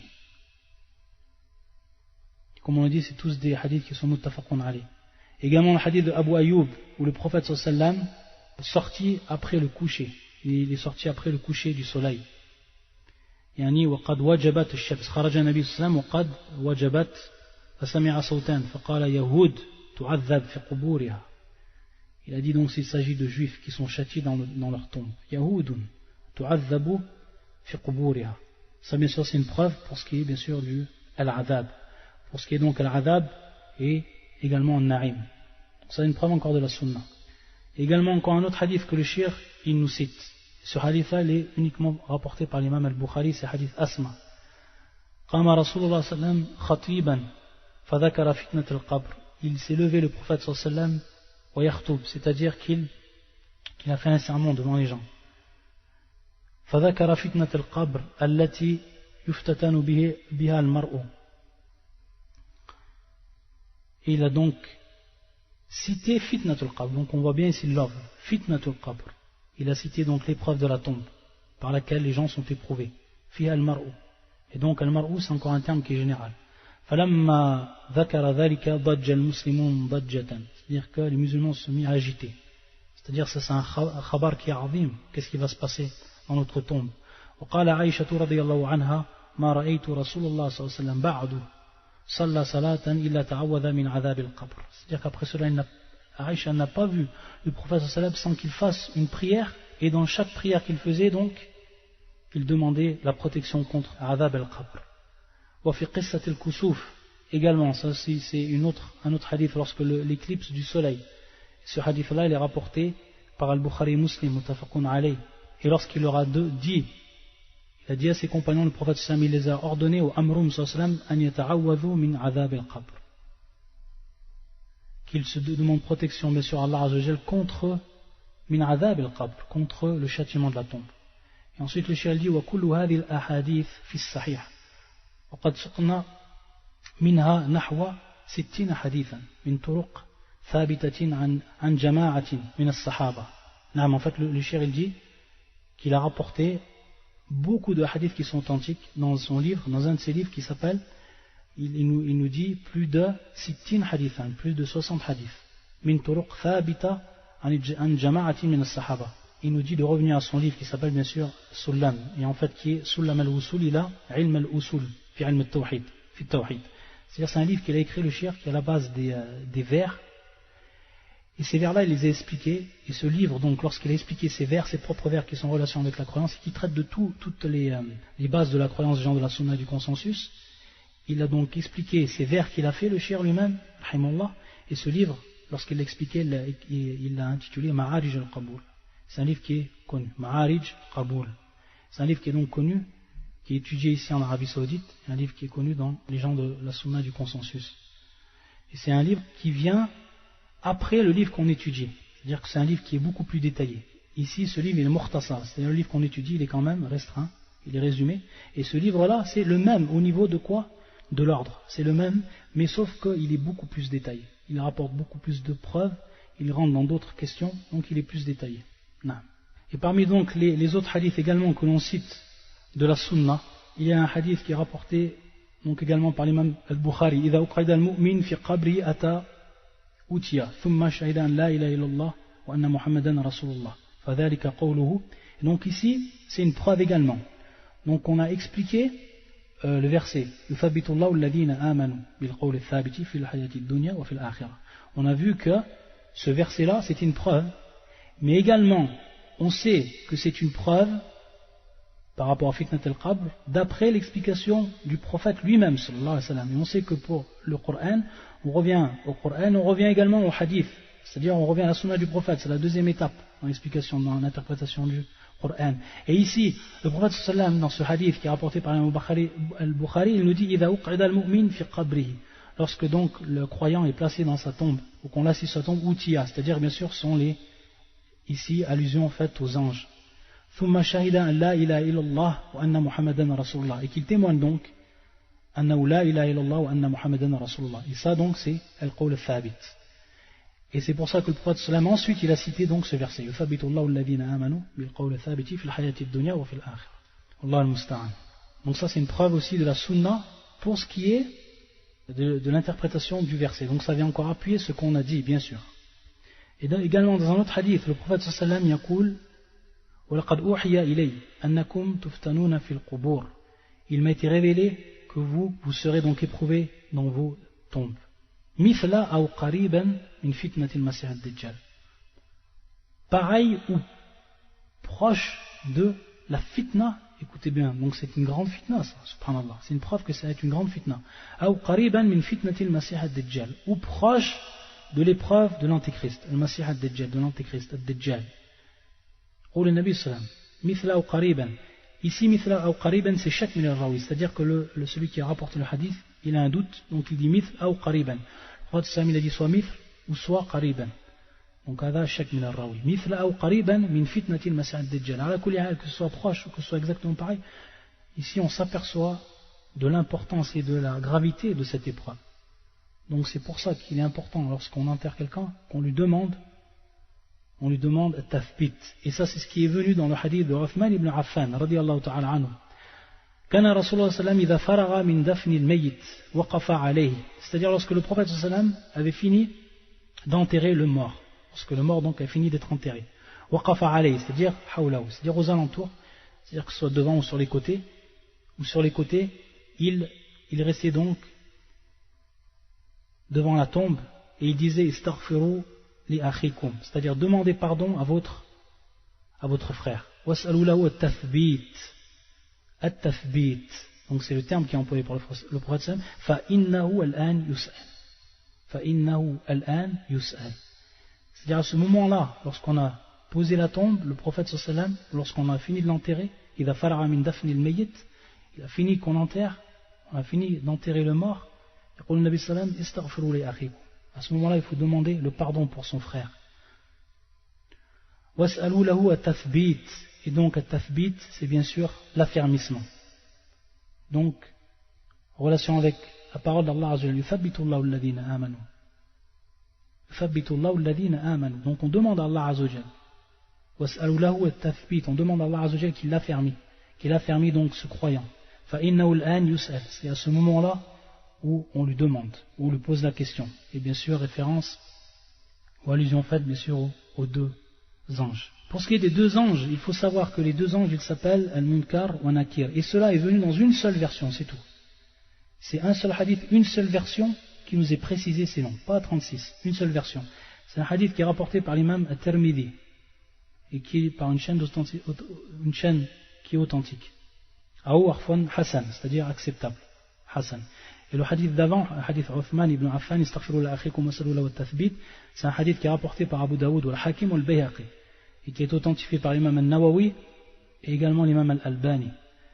Par contre, ce hadith-là ou cette version de ce hadith, c'est rapporté par l'imam At-Tirmidhi, chaîne de transmission qui est Hassan. Ataou malakan aswadan azraqan. Il lui vient deux anges qui sont noirs et bleus à la fois. Ça on a vu bien sûr ce hadith dans les cours qui sont en relation avec la croyance aux anges. Yuqal li ahadima al-munkar wal akhar an-nakir. Donc on appelle l'un d'eux al-munkar et l'autre al-nakir. Donc ça fait partie des noms que l'on sait parmi les anges. Ça fait partie donc min al-iman al-mufassal fi asma'i al-malaika. Une question qui nous est posée ici, hal al-fitna li-ruh ou al-jasad? Est-ce que l'épreuve concerne l'âme ou le corps? Est-ce que l'épreuve concerne l'âme ou le corps? La prochaine question dont on va traiter bi'idnillahi ta'ala dans notre prochain cours, vendredi prochain, incha'Allah ta'ala. Subhanakallahumma bihamdika. Ashhadu an la ilaha illa anta astaghfiruka wa atubu ilayk. Innal hamdalillah nahmaduhu wa nasta'inu wa nastaghfiruh. ونعوذ بالله من شرور أنفسنا وسيئات أعمالنا من يهدي الله فلا مضل له ومن يضلل فلا هادي له وأشهد أن لا إله إلا الله وحده لا شريك له وأشهد أن محمدا عبده ورسوله أما بعد فإن أصدق الحديث كتاب الله وخير الهدي هدي محمد صلى الله عليه وآله وسلم وشر الأمور محدثاتها وكل محدثة بدعة وكل بدعة ضلالة وكل ضلالة في النار. إخواتي الكرام, assalamu alaikum wa rahmatullahi wa barakatuh. Aujourd'hui on continue en fait le sujet sur Fitnatul Qabr, l'épreuve de la tombe. Donc on a vu en fait que le cheikh il nous a rapporté à travers son livre A'lam Sunnati al-Manshura, Cheikh Hafid al-Hakami rahimahullah ta'ala, il nous a rapporté des preuves pour argumenter sur la présence de cette fitna et qui est donc attestée par les gens de la sunna et du consensus. Ensuite, donner certains détails par rapport à cela. Et on a bien fait la distinction le cours dernier entre la fitna, fitnatul qabr, et al-maqsoud bi fitnatul qabr as-su'al. C'est-à-dire que ce qui est voulu par fitnatul qabr, par ce terme, fitnatul qabr, l'épreuve de la tombe, c'est en fait la question des deux anges qu'ils vont poser à toute personne. Et on va voir en fait, lorsqu'on dit à toute personne, que c'est le bon terme employé. On s'arrêtait sur une question posée le dernier cours, c'est hal al-fitna lir-ruhi aw al-jasad. طيب. Donc la question c'est la suivante, est-ce que al-fitna, fitnatul qabr, lir-ruh aw al-jasad, est-ce que c'est pour l'âme, c'est-à-dire est-ce que ça va influencer l'âme directement et le corps, ou le corps. Ici en fait il y a trois avis des savants. Deux avis qui ne sont pas valables et un avis qui est authentique. Donc on va voir lesquels c'est. Et donc on dit bien ici le fitna, bien sûr, et le fitna c'est par rapport à la question posée. Taïeb. Le premier avis c'est que cette fitna, fitnatul qabr, elle concerne al-jasad dun al-ruh. Al-jasad dun al-ruh, c'est-à-dire le corps sans l'âme. C'est-à-dire c'est simplement le corps qui va être concerné par fitnatul qabr et non al-ruh, c'est-à-dire l'âme. Et ça c'est l'avis en fait de Ibn Jarir al-Tabari, imam al-Mufassirin, celui qui est considéré comme l'imam des Mufassirin. Ibn Jarir al-Tabari, et tout le monde connaît bien sûr son tafsir. Il a choisi cet avis. Il va prendre comme preuve Qissatu Ashab al-Qalib. Ashab al-Qalib. Donc comme vous savez, lors de la bataille de Badr, parmi les gens qui ont été tués, il y en a qui ont été bien sûr jetés dans un puits. Donc al-Qalib, al-Qaf, al-Qalib, c'est en fait le puits. C'est al-Bir. Et parmi ces gens qui ont été tués, parmi les mouchriquines, ceux qui ont été tués, il y avait Utba ibn Rabi'a, wa Shaybatu ibn Rabi'a kadhalik, wa Umayyatu ibn Khalaf, et d'autres encore. Et tout le monde le sait que le prophète sallallahu alayhi wa sallam, lorsqu'il était donc proche de Al-Bir, c'est-à-dire Al-Qalib, c'est-à-dire donc le puits, il leur a parlé. Et à ce moment, les compagnons, qu'est-ce qu'ils ont dit au prophète sallallahu alayhi wa sallam? Ils lui ont dit, Ya Rasulullah, kayfa tukallimu ajsadan la arwaha fiha. La arwaha fiha. Donc les compagnons, ils ont demandé au prophète sallallahu alayhi wa sallam, comment tu parles à des corps qui sont en fait dénués de quoi? De leur âme. La arwaha fiha. Et le prophète sallallahu alayhi wa sallam, à ce moment, il leur a répondu, il leur a dit, ma antum bi asma'i lima aqulu minhum walakin la yujibun. Ça c'est la réponse du prophète sallallahu alayhi wa sallam. C'est bien sûr un hadith qui est muttafaqun alayh, rapporté par l'imam al-Bukhari et l'imam Muslim. Kayf yani wajh al-istidlal. Au moment où les sahaba lui ont dit ça, au prophète sallallahu alayhi wa sallam, lui il lui a répondu. Il leur a dit, vous n'entendez pas plus qu'ils entendent, c'est-à-dire, lakinna yujibun, c'est-à-dire qu'ils entendent. Comme vous entendez, eux ils entendent. Ce que je leur dis, simplement, eux ils ne peuvent répondre. Donc à partir de là, Ibn Jarir et ceux qui ont pris cette parole-là, ils ont pris en fait comme preuve ce hadith. Ils ont pris en fait comme preuve cette histoire, Adil Qissa. On peut répondre à cette question, ou plutôt à cette preuve, dans un premier temps, que ce n'est pas explicite qu'une fois qu'après le prophète sallam il leur a parlé, al-arwah, c'est-à-dire les âmes ne sont pas revenues à leur corps. Fi ihtimal, c'est-à-dire qu'il y a une probabilité que les âmes soient revenues à leur corps. Et dans un deuxième temps, c'est-à-dire on peut répondre également à ce dalil, et on va voir de toute manière, lorsqu'on répond à ce dalil, on va voir qu'il y a un dalil où il n'y a aucune ambiguïté, et que c'est vraiment un dalil qui est très explicite. On doit le prendre comme preuve essentielle. Alors qu'ici on voit en fait qu'il y a ihtimal, c'est-à-dire il y a des probabilités. Donc à partir de là, bien sûr, on va voir, on va mesurer entre les preuves. Et dans le deuxième temps, on peut leur répondre que taïb, nous salim, c'est-à-dire qu'on admet leur âme n'est pas revenue.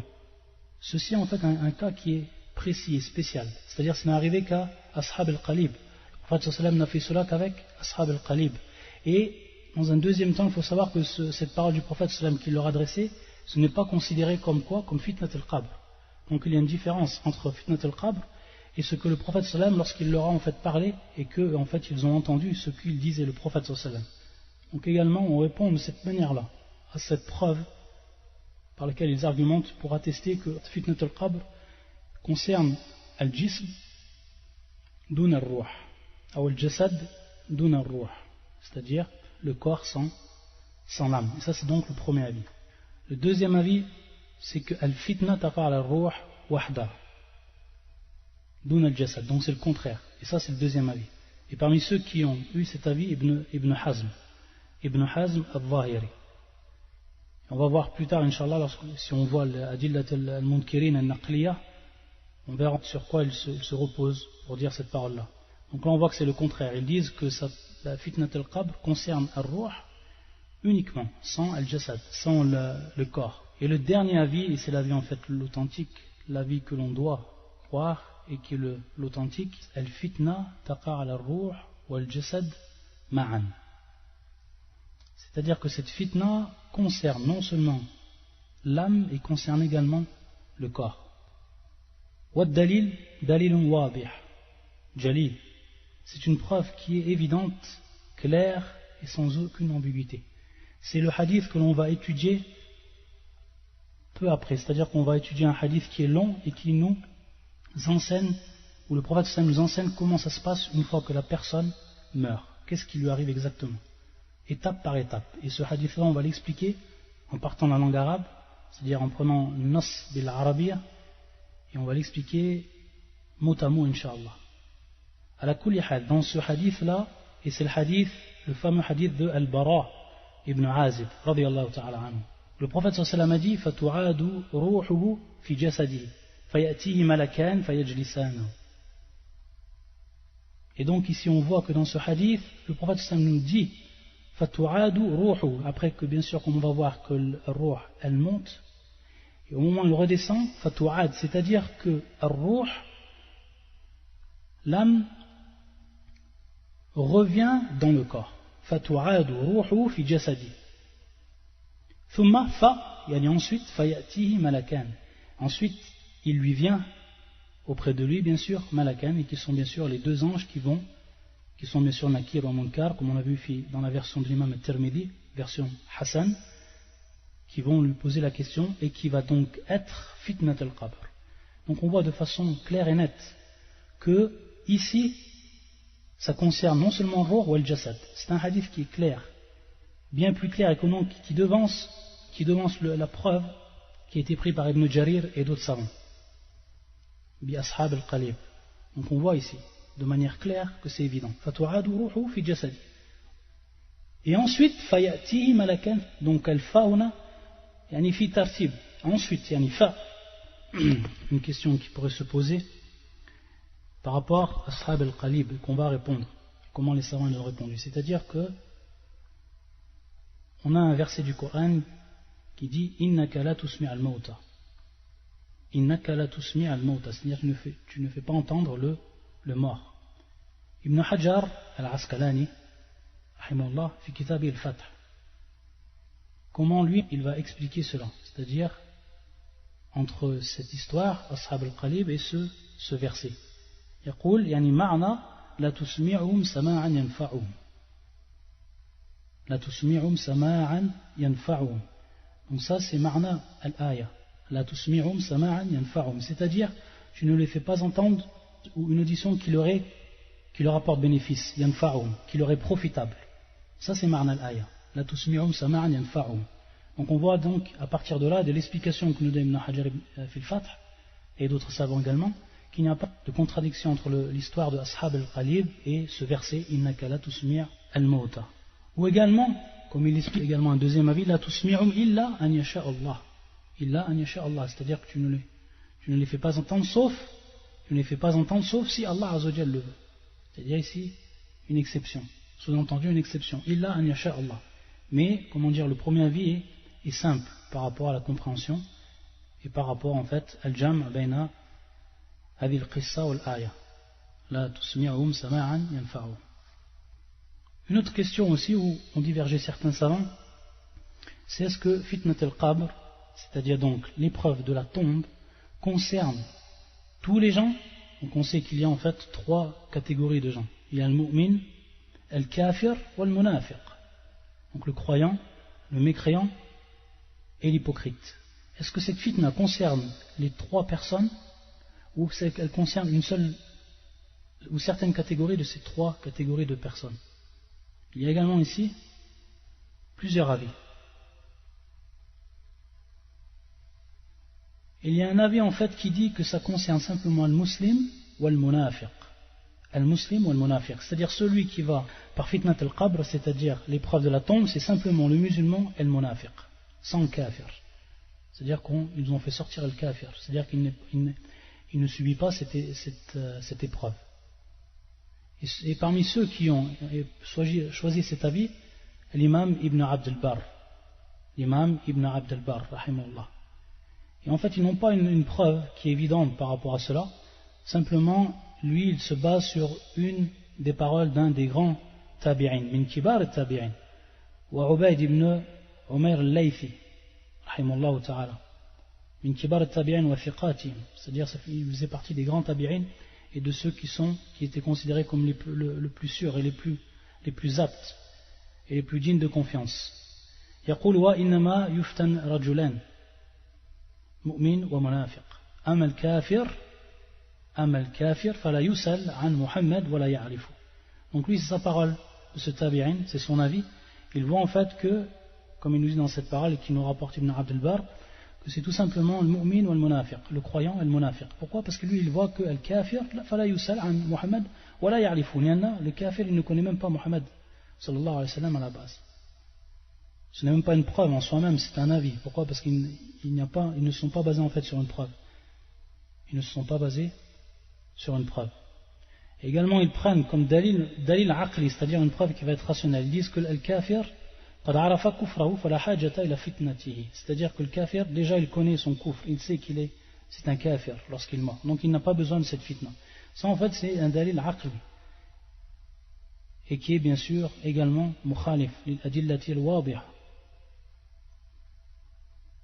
Et donc la parole qui est authentique dans cela, c'est que le fitna fitnatul qabr amma, elle est générale. Et donc elle concerne le musulman comme elle concerne le munafiq, l'hypocrite, et comme elle concerne également qui? Le kafir, le mécréant. Dans un premier temps, dans le verset qu'on a vu, c'est-à-dire ici al-zalimin, c'est un terme qui est général. Et Allah Azza wa Jal égare qui? Il égare en fait al-zalimin, les injustes. Et donc le terme al-zalimin, il rentre en fait dedans non seulement المنافق et également الكافر كما في الآية يثبت الله الذين آمنوا منكم بالقول الثابت في الحياة الدنيا وفي الآخرة ويضل الله الظالمين. Donc ويضل الله الظالمين, ici on voit que c'est un terme qui est général. Aussi une preuve, le hadith qu'on a vu lorsque les deux anges viennent auprès de lui. إن العبد وفي اللفظ إن العبد إذا وضع في قبره, c'est-à-dire lorsque l'esclave ou le serviteur on traduit ici esclave qui en va être plus général. On voit que l'arabe, on l'a déjà vu dans les cours, que l'arabe non seulement on veut pouvoir dire par le terme al-abd les hommes de façon générale, que ce soit le kafir, que ce soit le munafiq, que ce soit le mu'min, ça on l'a vu en fait C'était dans les premiers cours, on l'avait expliqué. Donc ici, inna al-abd c'est général, ça va concerner tous les gens. Pourquoi? Parce que si on aurait dit ça concerne uniquement le croyant, l'abd du ma'na al-mu'min, alors il ne rentrerait pas dans cette expression al-munafiq. Donc on est obligé de faire entrer dans cette expression non seulement al-munafiq, mais également al-kafir. Et également, parmi al-alfaz, c'est-à-dire les versions du hadith que l'on va voir, il y a beaucoup de versions par rapport au hadith al-Bara ibn Azib, il y a plusieurs versions de ce hadith, et parmi les versions, il est dit, où le prophète sallam dit, wa inna al-abd al-kafir. Wa inna al-abd al-kafir, c'est-à-dire qu'il précise al-kafir. Et on va voir, donc, dans le hadith qu'on va étudier, maintenant, Inch'Allah, on va voir que le kafir est bel et bien concerné, et que dans ce hadith-là, tasrih bil-lafz al-kafir, c'est-à-dire que ce nom ou ce terme al-kafir, le mécréant, il est désigné ou cité de manière explicite. Donc là aussi, les preuves sont claires pour dire en fait que ceux qui sont concernés bi fitnat al-qabr, ce sont les trois catégories, al-mu'min, al-munafiq ou al-kafir. Une autre question également, et qui est une question qui est très importante, pour tout musulman dès maintenant. Et cette question-là, c'est laquelle? C'est la suivante.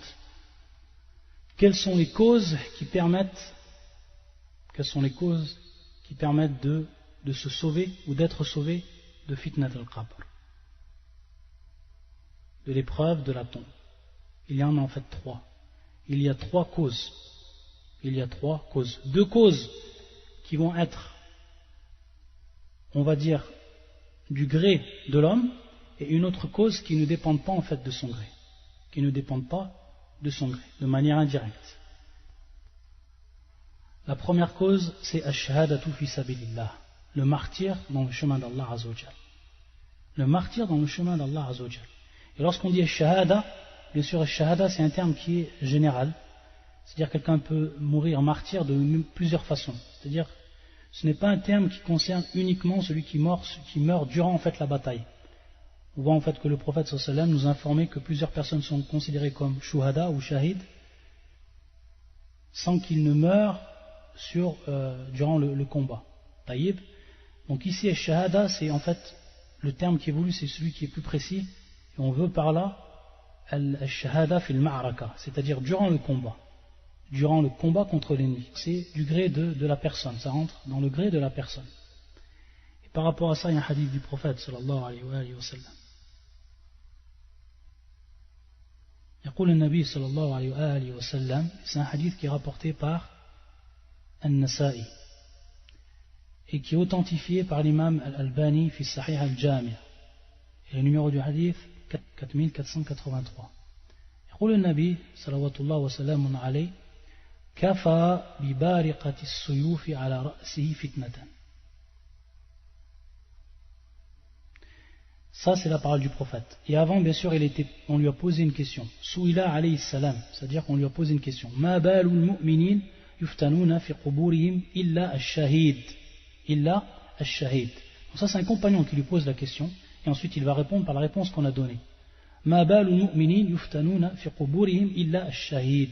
Quelle est la question qu'il pose au prophète sallallahu alayhi wa sallam? Il lui demande comment ça se fait en fait que al-mu'minin yuftanun fi quburihim, c'est-à-dire qu'ils subissent la fitna, l'épreuve ils sont éprouvés dans leur tombe. Donc allusion en fait ici fitnat al-qabr. Taïb. Sauf, donc exception, illa ash-shahid, sauf celui qui est martyr, sauf le martyr.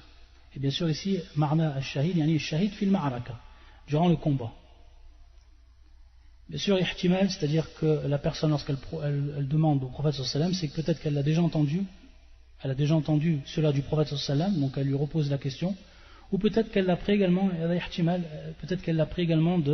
d'une autre source, par exemple par rapport au akhbar al-kitab, c'est-à-dire les gens du livre. Peut-être qu'ils avaient en fait cette information et qu'il a voulu s'informer, est-ce que cela est bien valable également par rapport à l'islam. Ala kulli hal, le prophète sallallahu alayhi wa sallam il répond par l'affirmatif, et il dit Kafa bi bariqati suyufi ala ra'si fitnatan. Cela suffit. Dans le terme qui est employé ici, al-bariqa, c'est en fait l'am'an al-suyuf. Vous savez, le sabre, donc lorsque les gens sont en combat et ils se confrontent avec le sabre, automatiquement il y a une lueur qui ressort de ce sabre, soit une lueur qui reflète les rayons du soleil, ou alors également les étincelles qui adviennent lorsque les sabres se rencontrent. Ala kulli hal, yaqul an-nabi sallallahu alayhi wa sallam, kafa bi bariqati as-suyuf. Donc la lueur ou l'éclair des suyuf, donc des sabres, lui suffit comme fitna. Bien sûr, à la ra'si, yaqul nabi sallam ala ra'si, yani au-dessus de sa tête, lui suffit comme fitna. C'est-à-dire ça, c'est sa fitna à lui. Lorsque le combattant fi sabilillah azza wa jal, il combat avec le sabre, il y a bien sûr l'éclair ou la lueur de ces sabres au-dessus de sa tête. Donc ici, bien sûr, c'est par rapport shiddat al-fitna fil ma'araka, c'est-à-dire bien sûr la grande épreuve. Cela est une grande épreuve durant al-ma'araka, que tu combattes à ce moment-là fi sabilillah. C'est une des grandes épreuves que le croyant subit à ce moment-là. Donc ça, c'est une fitna. Le prophète sallam, il l'appelle bien sûr ici fitna, fitnatan.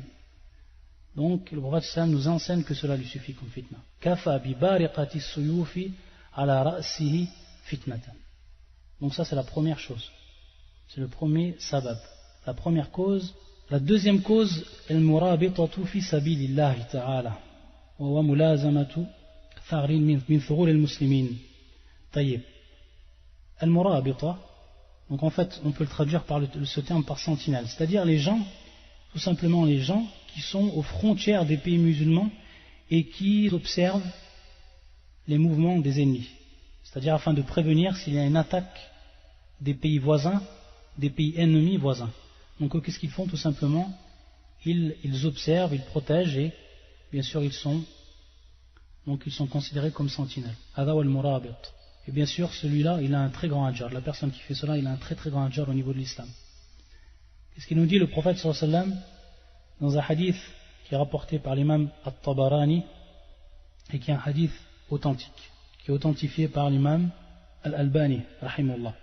يقول النبي صلى الله عليه وسلم من مات مرابطا في سبيل الله أمنه الله من فتنة القبر.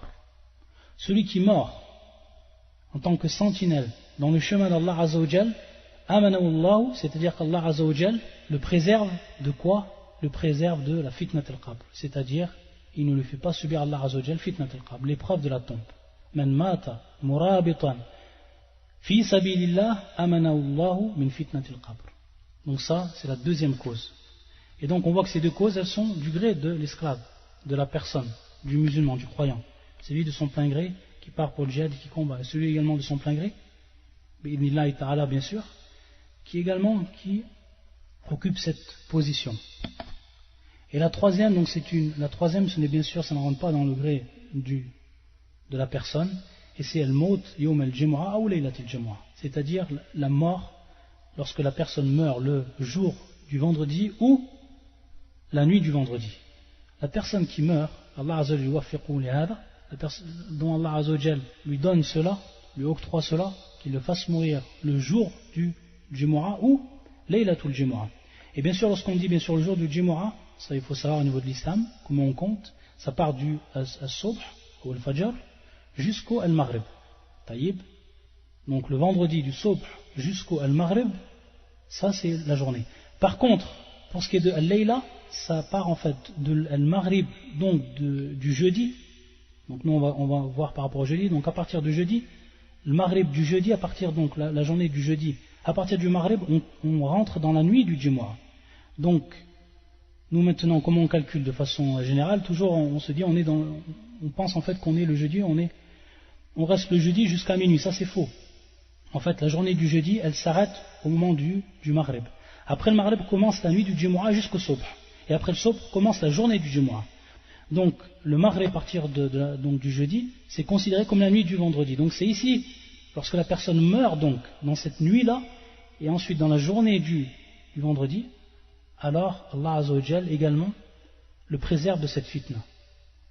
Et le hadith, c'est le suivant, hadith qui est rapporté par l'imam Ahmed, et qui est rapporté également par l'imam Al-Tirmidhi, qui est authentifié par Charles Albani, c'est-à-dire Hassanaou, qui dit que c'est un hadith qui est Hassan. Hadith qui est Hassan, comme fi Sahih al-Jami'. C'est un hadith d'Ibn Omar.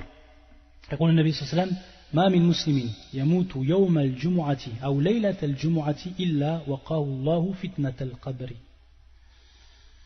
Il n'y a pas un musulman qui meurt le jour du vendredi ou la nuit du vendredi.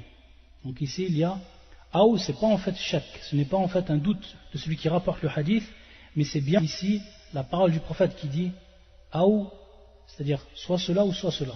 Yawm al-jumu'ati aou laylat al-jumu'ah. Donc on comprend bien que c'est soit la journée et également la nuit. Illa waqahu Allah, c'est-à-dire sauf qu'Allah Azza wa Jalla le protège, sans qu'Allah Azza wa Jalla le protège de quoi? De l'épreuve de la tombe. Donc bien sûr dans le hadith Yamout, Mamin muslimin Yamout, donc c'est la mort qui est prise en considération, c'est pas la prière sur lui, c'est bien sûr la mort, c'est au moment où il meurt. Donc la personne qui meurt le vendredi ou qui meurt la nuit du vendredi, alors il ne subira pas la fitnata al-qabr. Donc trois causes, deux qui sont du gré du musulman et une autre qui ne rentre pas en fait qui n'a aucune relation en fait avec sa volonté. Maintenant on va expliquer le hadith, et qui est un long hadith de Al-Bara ibn Azib radiyallahu ta'ala anhu, qui nous rapporte en fait un hadith du prophète sallallahu alayhi wa sallam qui nous explique exactement comment ça va se passer lorsqu'on va mourir. Qu'est-ce qui va nous arriver lors de notre mort? Et bien sûr, lorsqu'on lit ce hadith et lorsqu'on explique ce hadith, l'ibra, c'est-à-dire enfin qu'on en prenne compte et que la personne se prépare un grand jour, Allah al-Musta'an, qu'elle soit en fait prête, qu'elle se prépare par une bonne croyance, qu'elle apprenne la croyance des gens de la sunna du consensus, qu'elle applique cette croyance, qu'elle fasse des bonnes œuvres et qu'elle adore Allah Azza wa Jal comme il se doit. Anil Bara ibn Azib radiyallahu anhu qal. Bien sûr dans ce hadith il y a beaucoup en fait de versions, il y a plusieurs versions, et on va prendre en fait la plus longue, l'une des plus longues de ces versions qui est rapportée par l'imam Ahmed ou Abu Daoud, qui est également rapportée par An-Nasa'i ou Ibn Majah awwalu, c'est-à-dire la première partie, et qui est rapportée également par Al-Hakim ou Abu Awana dans leur authentique, et également Ibn Hibban rahmatullah ala al-jami'.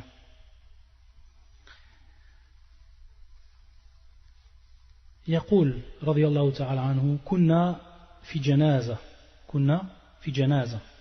Donc il est possible de dire janaza bil fatha également bil kasra, fi jinaza. Les deux sont permis. On va voir que jinaza ou janaza, les savants de la langue yani yakhtalifuna ala kulli hal. Janaza ou jinaza. Kunna fi janaza. Wal janaza bien sûr c'est ce qu'on considère en fait comme les funérailles. Fi Baqi' al-Gharqad. Fi Baqi' al-Gharqad. Donc bien sûr ça c'est à Médine. Al-Baqi', tout le monde connaît bien sûr Al-Baqi'. Wa Baqi' al-Gharqad, donc udifa ilayhi al-Gharqad. Al-Gharqad c'est en fait le nom d'un arbre.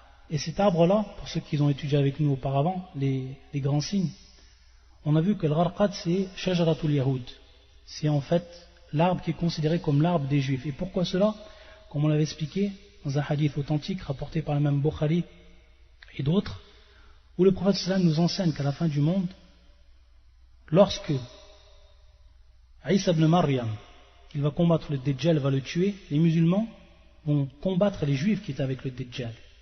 Et ces juifs-là, bien sûr ça se passera bien sûr en Palestine, ces juifs-là vont se cacher derrière, que ce soit les rochers, etc. Ils vont se cacher derrière en fait ce qui les protège. Et à ce moment-là, lorsqu'ils se cachent par exemple d'un rocher, qu'est-ce qui se passe? C'est qu'en fait le rocher il informe le musulman qu'il se trouve derrière lui un juif. Ta'ala ya Abdullah fa inna min wara'i Yahoud faqtulhu. Donc il lui informe, il lui dit viens, derrière moi il y a un juif, tue-le. Et donc le musulman se présente et le tue. Sauf Shajaratul Gharqad. Sauf Al-Gharqad. C'est le seul en fait arbre qui ne va pas dénoncer sa présence. C'est pour ça en fait qu'on appelle Shajaratul al-Yahoud. Et on appelle ça en fait l'arbre de Judée. Baqi' al-Gharqad. Donc c'est la place où se trouvait le prophète sallam avec les compagnons lorsque Al-Bara ibn Azib il nous il nous conte ce qui se passe, ou qu'il nous conte, il nous rappelle ce que le prophète sallam leur a enseigné. Al-Baqir, comme vous savez, c'est le cimetière qui se trouve juste à côté de la mosquée du prophète sallam, et que tout le monde a visité, lorsqu'il a visité Médine, et a visité la mosquée du prophète sallam, a vu bien sûr Al-Baqir, qui se trouve donc juste à côté. Il faut savoir que par rapport, bien sûr, lorsqu'on se présente à Médine, donc ça c'est à titre de Min Bab al-Faïda, il faut savoir qu'il y a 5 choses qu'ils sont permis de visiter lorsqu'on va à Médine, et parmi ces 5 choses, Al-Baqia, et bien sûr ça rentre, quelle est la preuve qu'il est légiféré de visiter Al-Baqia? C'est tout simplement, ça rentre dans la parole du prophète sallallahu alayhi wa sallam, fi umum qawli sallallahu alayhi wa sallam, kuntu nahaytukum an ziyarati al-qubur fazuruha tudhakkirukum al-akhirah. C'est-à-dire que le prophète sallallahu alayhi wa sallam nous a interdit au départ de visiter les tombes, et ensuite il nous a permis de les visiter. Pourquoi? Quelle est la illa? Ça nous rappelle en fait l'au-delà. Donc ça rentre tout simplement, c'est un cimetière où il y a des tombes, et bien sûr donc il est permis de visiter Al-Baqia. C'est donc légiféré, ça fait partie des endroits qui sont légiférés à Médine. Et bien sûr la personne lorsqu'elle visite, elle accomplit la sunna du prophète sallallahu alayhi wa sallam sans en faire plus, bien entendu. Et donc ça c'est la première chose. La deuxième chose, le deuxième endroit qu'il est permis de visiter, c'est Al-Majid al-Nabawi. Al-Majid al-Nabawi, c'est-à-dire la mosquée du prophète sallallahu alayhi wa sallam. Ça c'est le deuxième endroit qu'il est légiféré de visiter. Comme a déjà fait le hadith, la tashuddu ar-rihal illa ila thalathati masajid. C'est-à-dire que on ne doit préparer un voyage sauf lorsqu'on se dirige à 3 mosquées. C'est-à-dire que c'est 3 mosquées qui sont permis de visiter. Parmi ces 3 mosquées, bien sûr, la mosquée du prophète. Donc ça c'est la deuxième chose, ou le deuxième endroit. La troisième c'est Masjid Quba. Et bien sûr, il est advenu également des hadiths du prophète sallallahu alayhi wa sallam qui nous précisent le Yawm Sabt, et d'autres hadiths qui sont plus généraux, que ce soit le Yawm Sabt, le samedi, et le prophète sallallahu alayhi wa sallam visiter le Masjid al-Quba, il est prié 2 rak'ah à l'intérieur, que ce soit le samedi, et également les autres jours, parce qu'il y a d'autres hadiths, d'autres alfaz, d'autres versions de hadiths, où c'est plus général que le jour Yawm Sabt. Kadhalik qabl al-Nabi sallallahu alayhi wa sallam, c'est-à-dire visiter la tombe du prophète sallallahu alayhi wa sallam. Ça aussi c'est légiféré. Les savants de l'islam, les savants de la sunna, du consensus disent que c'est légiféré. Et bien sûr par rapport, ça rentre fi ziyarat al-qubur, ça rentre dans un premier temps, comme on l'a dit, fi umum qawli, c'est-à-dire dans la parole générale du prophète sallam qui nous dit de visiter les tombes, et également par rapport à un acte que faisait Ibn Omar lorsqu'il partait en voyage, lorsqu'il revenait en voyage, il visitait la tombe du prophète sallallahu alayhi wa sallam, et également la tombe de ses 2 compagnons, c'est-à-dire Omar et Abu Bakr et Omar, radiyallahu ta'ala anhuma. Et ensuite, donc ça c'est la 4e, et ensuite la 5e, Shuhada Uhud. Donc bien sûr, l'endroit où ont été enterrés les martyrs de Uhud.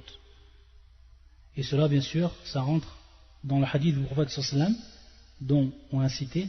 Et également, ça rentre dans l'acte du prophète. C'est-à-dire que le prophète sallallahu alayhi wa sallam, dans la sunna authentique, il l'a fait. C'est-à-dire qu'il a visité les tombes de ces gens-là, de ceux qui sont morts, martyrs, Yom Uhud, dans la bataille de Uhud. Donc c'est 5 choses. Masjid al-Nabawi, Masjid Quba, Qabl al-Nabi sallallahu alayhi wa sallam, Baqir al-Gharqad, donc al-Baqir, wa Shuhada Uhud. 5 choses. C'est les 5 choses uniquement qui sont légiférées de visiter lorsque la personne se présente à Médine. Donc comme je dis bien, pour pas qu'il y ait d'ambiguïté, pour ce qui est de Qabl al-Nabi sallallahu alayhi wa sallam, qu'avec Shuhada Uhud ou al-Baqir, donc on voit que ces 3 sont en fait des tombes, ça rentre tout simplement dans la parole du prophète sallallahu alayhi wa sallam. Ça rentre dans la parole du prophète sallallahu alayhi wa sallam, kuntu nahaytukum an ziyarat al-qubur fazuruha, c'est-à-dire visitez-la. Ensuite, yaqul al-Bara fa'atana an-nabiy sallallahu alayhi wa sallam. Personne pour écrire les termes, il n'y a personne pour écrire les termes en arabe. Fa'atana an-nabiy sallallahu alayhi wa sallam faqa'ada wa qa'adna hawlahu. Le prophète sallallahu alayhi wa sallam à ce moment-là, il est venu. Et il s'est assis, et on s'est assis autour de lui. Ka'anna ala ru'usina at-tayr, wa huwa yulhadu lahu. Ka'anna ala ru'usina at-tayr. Comme s'il y avait au-dessus de nos têtes des oiseaux. En fait, cela, c'est une expression pour dire tout simplement al-insat, insat as-sahaba, hawla an-nabi sallallahu alayhi wa sallam, c'est-à-dire le silence qu'il avait, et le silence que faisaient les compagnons lorsqu'ils étaient autour du prophète sallallahu alayhi wa sallam. Tellement un silence qui était total, Al-Bara, il nous rappelle cette expression كأن على رؤوسنا الطير. Ensuite, يقول وهو يلحد له. وهو يلحد له. Qu'est-ce que ça veut dire ça? يلحد له. C'est un terme en fait qui est bien précis, un terme même technique au niveau de la religion, et qui vient du terme al-lahd. Yulhadu, c'est quelque chose que l'on va, c'est-à-dire bon aussi c'est al-fi'l, donc c'est al-lahd, c'est quelque chose que l'on va faire lorsqu'on prépare la tombe, lorsqu'on creuse la tombe. Et vous vous rappelez en fait que al-lahd, ce terme on l'a déjà expliqué lorsqu'on a parlé de ce qu'on appelle al-ilhadu fi asma'illah. Al-ilhadu fi asma'illah. Lorsqu'on a parlé de ce qui concernait la déviation par rapport au nom d'Allah Azza wa Jal. On avait vu ce terme al-ilhad et on avait vu que ça venait en fait du terme al-lahd. Et al-lahd en fait c'est tout simplement lorsqu'on creuse la tombe dans la terre, lorsqu'on creuse la tombe donc du mort, qu'est-ce qu'on fait? On va en fait incliner, c'est-à-dire que lorsqu'on creuse on va incliner que ce soit à droite ou que ce soit à gauche, suivant les cas, et bien sûr ça se passe en direction de la qibla. Et le fait donc qu'on incline, ça s'appelle al-lahd. Ça s'appelle al-lahd, le fait d'incliner. Donc c'est comme si on creusait rectiligne, et ensuite on commence à dévier lorsqu'on creuse. On dévie lorsqu'on creuse, taïb, que ce soit donc à gauche, que ce soit à droite, taïb, et donc ça c'est al-lahd. Et donc c'est la première méthode pour creuser. Et la deuxième méthode c'est ce qu'on appelle ash-shaq. Ash-shaq c'est tout simplement creuser rectiligne, de façon rectiligne, c'est-à-dire on creuse, comme si par exemple on creusait un puits. Et ces deux choses en fait sont permises au niveau de l'islam. Ces deux choses sont permises.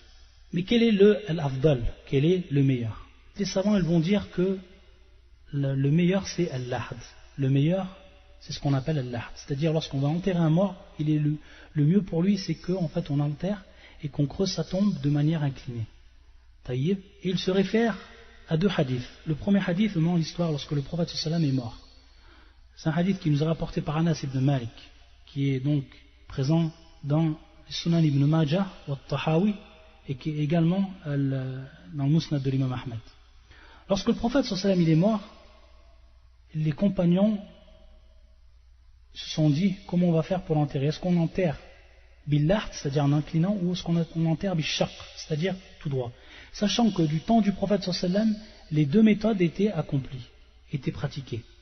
C'est pour ça qu'il me dit Anas ibn Malik, lama tuwfiya an-nabiy sallallahu alayhi wa sallam, kana min al-madinati rajulun yalhad wa akhun yabrah, faqalu nastakhiru rabbuna wa nab'athu ilayhima fa ayyuhuma subiqa taraknahu fa arsala ilayhima fa sabaqa sahibu al-lahm fa lahadu lin-nabiy sallallahu alayhi wa sallam. C'est-à-dire que lorsqu'ils n'ont pas su est-ce qu'on va faire l'ahd pour le prophète sallam ou al-shaq, ils ont dit tout simplement astaghfirullah, c'est-à-dire qu'on demande à Allah Azza wa Jal. Et ensuite, bien sûr, prendre la cause, sachant qu'il y avait deux personnes du temps du prophète sallam, une personne qui faisait l'ahd, une personne qui faisait al-shaq. Ils se sont dit, on va envoyer des gens qui vont aller les chercher. Et le premier qui vient, le premier qui se présente à nous parmi les deux personnes, alors c'est lui qui fera, suivant en fait sa spécialité entre parenthèses. Et celui qui s'est présenté en premier, c'est celui qui creusait en inclinaison, c'est-à-dire bil-lahd. Donc qu'est-ce qu'ils ont fait? Ils ont donc laissé faire cette personne-là. Donc le prophète sallam il était comment enterré bil-lahd. Et également un autre hadith du prophète sallam qui nous dit, c'est un hadith en fait qui est Hassan. C'est un hadith qui est Hassan, hatta le Cheikh al-Albani yaqul annahu sahih bi majmu' at-turuq. C'est-à-dire avec l'ensemble des chaînes de transmission, il voit Cheikh al-Albani que c'est un hadith qui va même jusqu'au degré d'authenticité. C'est un hadith d'Ibn Abbas qui est rapporté par Abu Dawud ou An-Nasa'i ou Tirmidhi ou Ibn Majah et autres encore, où le prophète sallam yaqul al-lahdu lana wa shaqqu li ghayrina. Al-lahdu lana wa shaqqu li ghayrina. Qu'est-ce qu'on comprend de ce hadith? On comprend en fait que l'ahd, c'est-à-dire le fait d'incliner, c'est pour nous, wa shaq, c'est pour les autres. Mais bien entendu, on aurait pu comprendre le hadith pour les autres, c'est-à-dire pour les autres gens, et bien entendu, lorsque najma' al-adilla, c'est-à-dire qu'on rassemble les preuves, et ça bien sûr c'est tariq talib al-ilm da'iman, c'est-à-dire que l'étudiant en religion il doit toujours rassembler les preuves, c'est-à-dire pas prendre une preuve et délaisser les autres preuves. Donc lorsqu'on rassemble les preuves, on s'aperçoit que ash-shaq c'était bel et bien pratiqué du temps du prophète sallallahu alayhi wa sallam. Donc c'était également pour les gens de l'islam. Donc on comprend ce hadith, comment on comprend? On comprend que l'ahd c'est meilleur.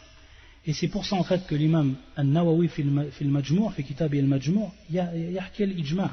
Il dit qu'il y a ijma', c'est-à-dire consensus des savants que le shaq ou al-lahd sont légiférés. Et bien entendu, également il y a quelque chose qui va rentrer en compte pour ce qui est de l'ahd ou al-shaq. Il faut savoir que lorsqu'on incline, donc si vous vous rendez compte, lorsqu'on creuse un trou, et à partir d'un moment on commence donc à partir en inclinaison, qu'est-ce qui se passe? Si la terre elle est sableuse, ce ne sera pas possible, parce qu'automatiquement lorsqu'on va creuser en inclinaison, en fait la terre elle va retomber directement dessus, donc c'est pas possible, c'est très dur. Lorsqu'en fait la terre elle est comme sableuse, ou elle est très très molle, c'est-à-dire elle va retomber. Et c'est pour ça que dans ce cas, donc, qu'est-ce qu'elle est le meilleur? C'est le meilleur à shaq. Par contre, si la terre elle est, on va dire, elle est assez dure, hein, alors à ce moment-là, il est préférable de faire ce qu'on appelle al-lahd, c'est-à-dire de creuser en inclinaison. Taïeb. Et c'est pour ça que maintenant à Médine, lorsqu'ils enterrent les morts à Médine, ils pratiquent en fait al-lahd. Par contre, à la Mecque, qu'est-ce qu'ils pratiquent? Dans la plupart des cas, ils pratiquent ce qu'on appelle al-shaq. Et vous savez pourquoi? Parce qu'à la Mecque, c'est le sol rocailleux, très très rocailleux. Et donc c'est très très dur en fait des moments de creuser en inclinaison. Il y a beaucoup de grosses difficultés. Donc c'est pour ça que dans la majeure partie des cas, ils le font shaq. Bien sûr, suivant la facilité, suivant la difficulté. Donc voilà pour ce qui est du terme wawayul hadou lahu, c'est-à-dire donc que la personne qu'on est en train d'enterrer, qu'on prépare donc sa tombe, wawayul hadou lahu, c'est-à-dire qu'on est en train de creuser de cette manière-là. Faqala, يعني قال النبي صلى الله عليه وسلم أعوذ بالله من عذاب القبر 3 مرات أعوذ بالله من عذاب القبر. Je demande protection à Allah Azza wa Jal du quoi? Min adhab al-qabr, du châtiment de la tombe, du châtiment de la tombe. Donc ici on voit hadith min al-nabi wa qawl min al-nabi sallallahu alayhi wa sallam wadih jiddan, une preuve évidente que la personne est confrontée au châtiment, et à son opposé également le supplice. Donc ça c'est un hadith authentique, une parole claire du prophète sallallahu alayhi wa sallam, raddan ala al-mubtadi' alladhina yunkirun hada al-adab. Bien sûr, cela réfute ceux qui disent qu'il n'y a pas en fait de châtiment et non de supplice et non de fitna dans al-qabr. ثم قال إن العبد المؤمن إذا كان في إقبال من الآخرة وانقطاع من الدنيا نزلت إليه الملائكة. Il nous dit le prophète sallam, inna al-abd al-mu'min, c'est-à-dire ici l'esclave, mais l'esclave qui est croyant. Idha kana fi iqbalin min al-akhirah, lorsqu'il est fi iqbalin min al-akhirah, c'est-à-dire que devant lui al-akhirah, ce qui se prépare devant lui c'est quoi? C'est l'akhirah. Et on voit ici, et ça c'est précis, c'est que le prophète sallam à ce moment-là yaqul fi iqbalin min al-akhirah, c'est-à-dire qaddama al-akhirah, il a prononcé dans le cas du croyant, en première chose, al-akhirah, fi iqbali min al-akhirah. Alors qu'on va voir que lorsqu'il va parler du mécréant, il a inversé le prophète sallam, il va commencer à dire wa inna al-abd al-kafir idha kana fi inqita'i min ad-dunya wa iqbali min al-akhirah. On voit que le prophète sallam a inversé lorsqu'il a parlé du croyant et lorsqu'il a parlé du kafir. Pour ce qui est du croyant, il a parlé en premier temps de l'akhirah et ensuite il a parlé de la dunya wa inqita'i min ad-dunya. Pourquoi? Parce que ce qui va être le plus important pour lui maintenant c'est l'akhirah.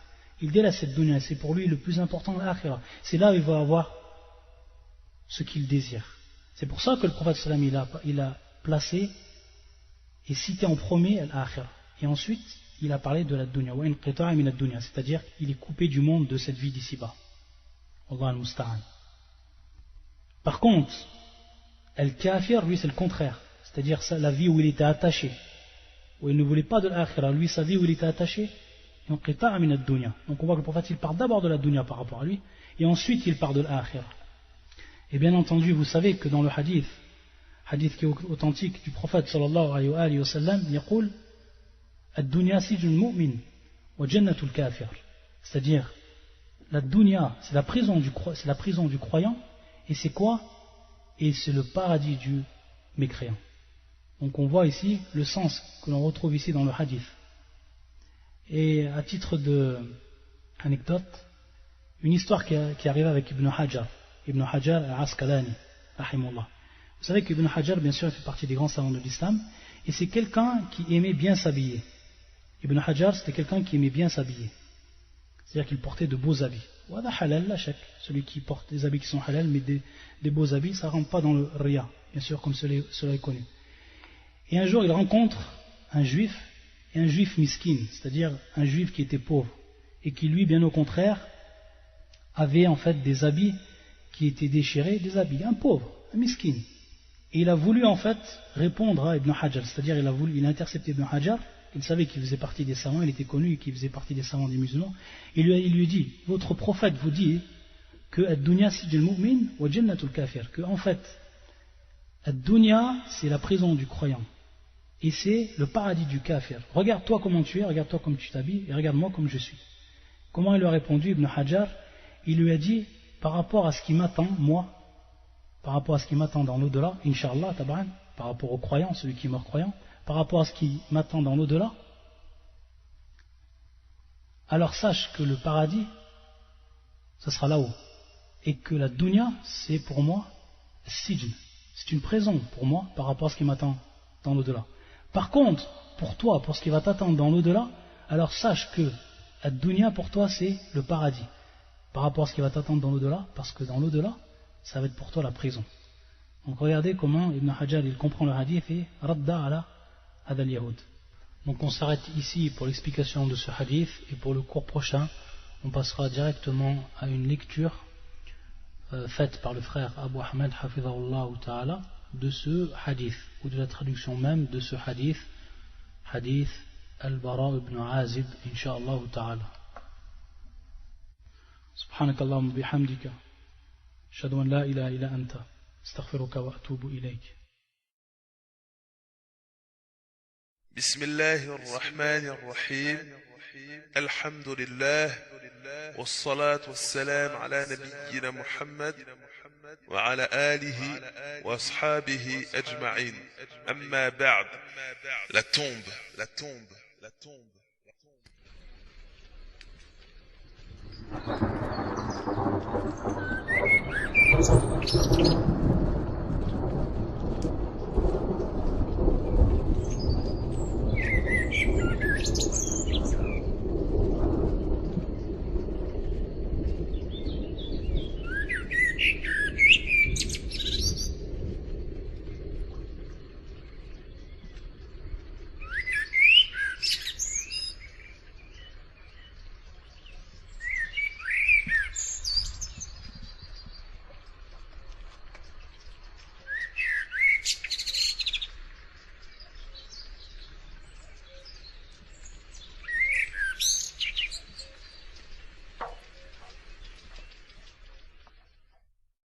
Al-Barra ibn Azib radiyallahu anhu rapporte: nous sommes allés avec le prophète sallallahu alayhi wa sallam à l'enterrement d'un homme parmi les Ansar.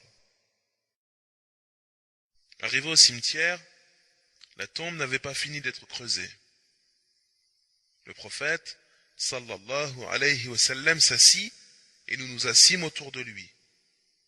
Nous avions l'impression d'avoir des oiseaux au-dessus de nos têtes. C'est-à-dire qu'ils étaient immobiles de concentration. Le prophète sallallahu alayhi wa sallam tenait une baguette dans sa main avec laquelle il creusait le sol. Alors, il leva la tête et dit: invoquez Allah, le Très-Haut, contre les tourments de la tombe, contre les châtiments de la tombe, à 2 ou 3 reprises. Puis il dit: au moment où le croyant se sépare de ce monde et se dirige vers l'au-delà, des anges du ciel, au visage clair comme le soleil, descendent avec un linceul parmi les linceuls du paradis, et un parfum parmi les parfums du paradis. Et ils s'installent à la limite de son champ visuel. Puis, l'ange de la mort, alayhi salam, vient, se met près de sa tête et dit: ô âme heureuse, sors vers le pardon et la satisfaction d'Allah. Il dit ensuite: elle sortira comme de l'eau qui coule d'un réservoir. Ils la recueilleront sans la lui laisser un seul instant. Ils la prendront et la mettront dans le linceul, puis la parfumeront. Elle en sortira avec la meilleure odeur de musc qui ait existé sur terre. Il dit ensuite, on l'élèvera aux cieux, et sur son passage, chaque groupe d'anges qu'ils rencontreront s'exclameront, quelle est cette bonne âme? Ils répondront, il s'agit de un tel, fils de un tel, en le nommant par le plus beau des noms qu'il avait dans ce monde, jusqu'à ce qu'ils arrivent au ciel le plus proche. Et à ce niveau, ils demanderont qu'on leur ouvre, ce qui sera fait. Les anges de chaque ciel l'accompagneront jusqu'au ciel suivant, jusqu'à ce qu'il soit conduit au 7e ciel. Allah, le Tout-Puissant, dira alors, inscrivez sur le registre de mon serviteur l'endroit le plus haut et le plus noble, puis ramenez-le sur terre. C'est de la terre que je les ai créés, c'est à elle que je les renvoie, et c'est d'elle que je les ferai sortir une autre fois. Il dit ensuite, son âme sera alors remise dans son corps, et 2 anges se présenteront, s'asserront auprès de lui et diront, qui est ton Seigneur? Il dira, Allah est mon Seigneur. Ils diront encore, quelle est ta religion? Il répondra, l'islam est ma religion. Ils lui demanderont, quel est cet homme qui a été envoyé parmi vous? Il dira, c'est le messager d'Allah, sallallahu alayhi wa sallam. Ils lui demanderont encore, quelle est ton œuvre? Il dira, j'ai lu le livre saint d'Allah, j'ai eu foi en lui, tout comme je l'ai approuvé. Alors, une voix se fera entendre du ciel. Mon serviteur a dit vrai. Préparez-lui un lit du paradis, mettez-lui des habits du paradis, et ouvrez-lui une porte vers le paradis. Il dit ensuite, alors, une brise du souffle du paradis, ainsi que de son parfum, lui parviendront, et on lui élargira sa tombe jusqu'à la limite de son champ visuel. Il dit ensuite, et c'est alors qu'un homme, ayant un beau visage, élégamment habillé et bien parfumé, se présentera à lui, et lui dira, réjouis-toi, car tu auras tout ce qui te plaît. Voici venu le jour qu'on te promettait. Il lui dira, qui es-tu? Ton visage est un visage qui présage le bien. Il répondra, je suis ta bonne œuvre. Le croyant dira alors, ô Allah, fais sonner l'heure du jugement, afin que je retourne à ma famille et à mes biens. Quant aux mécréants,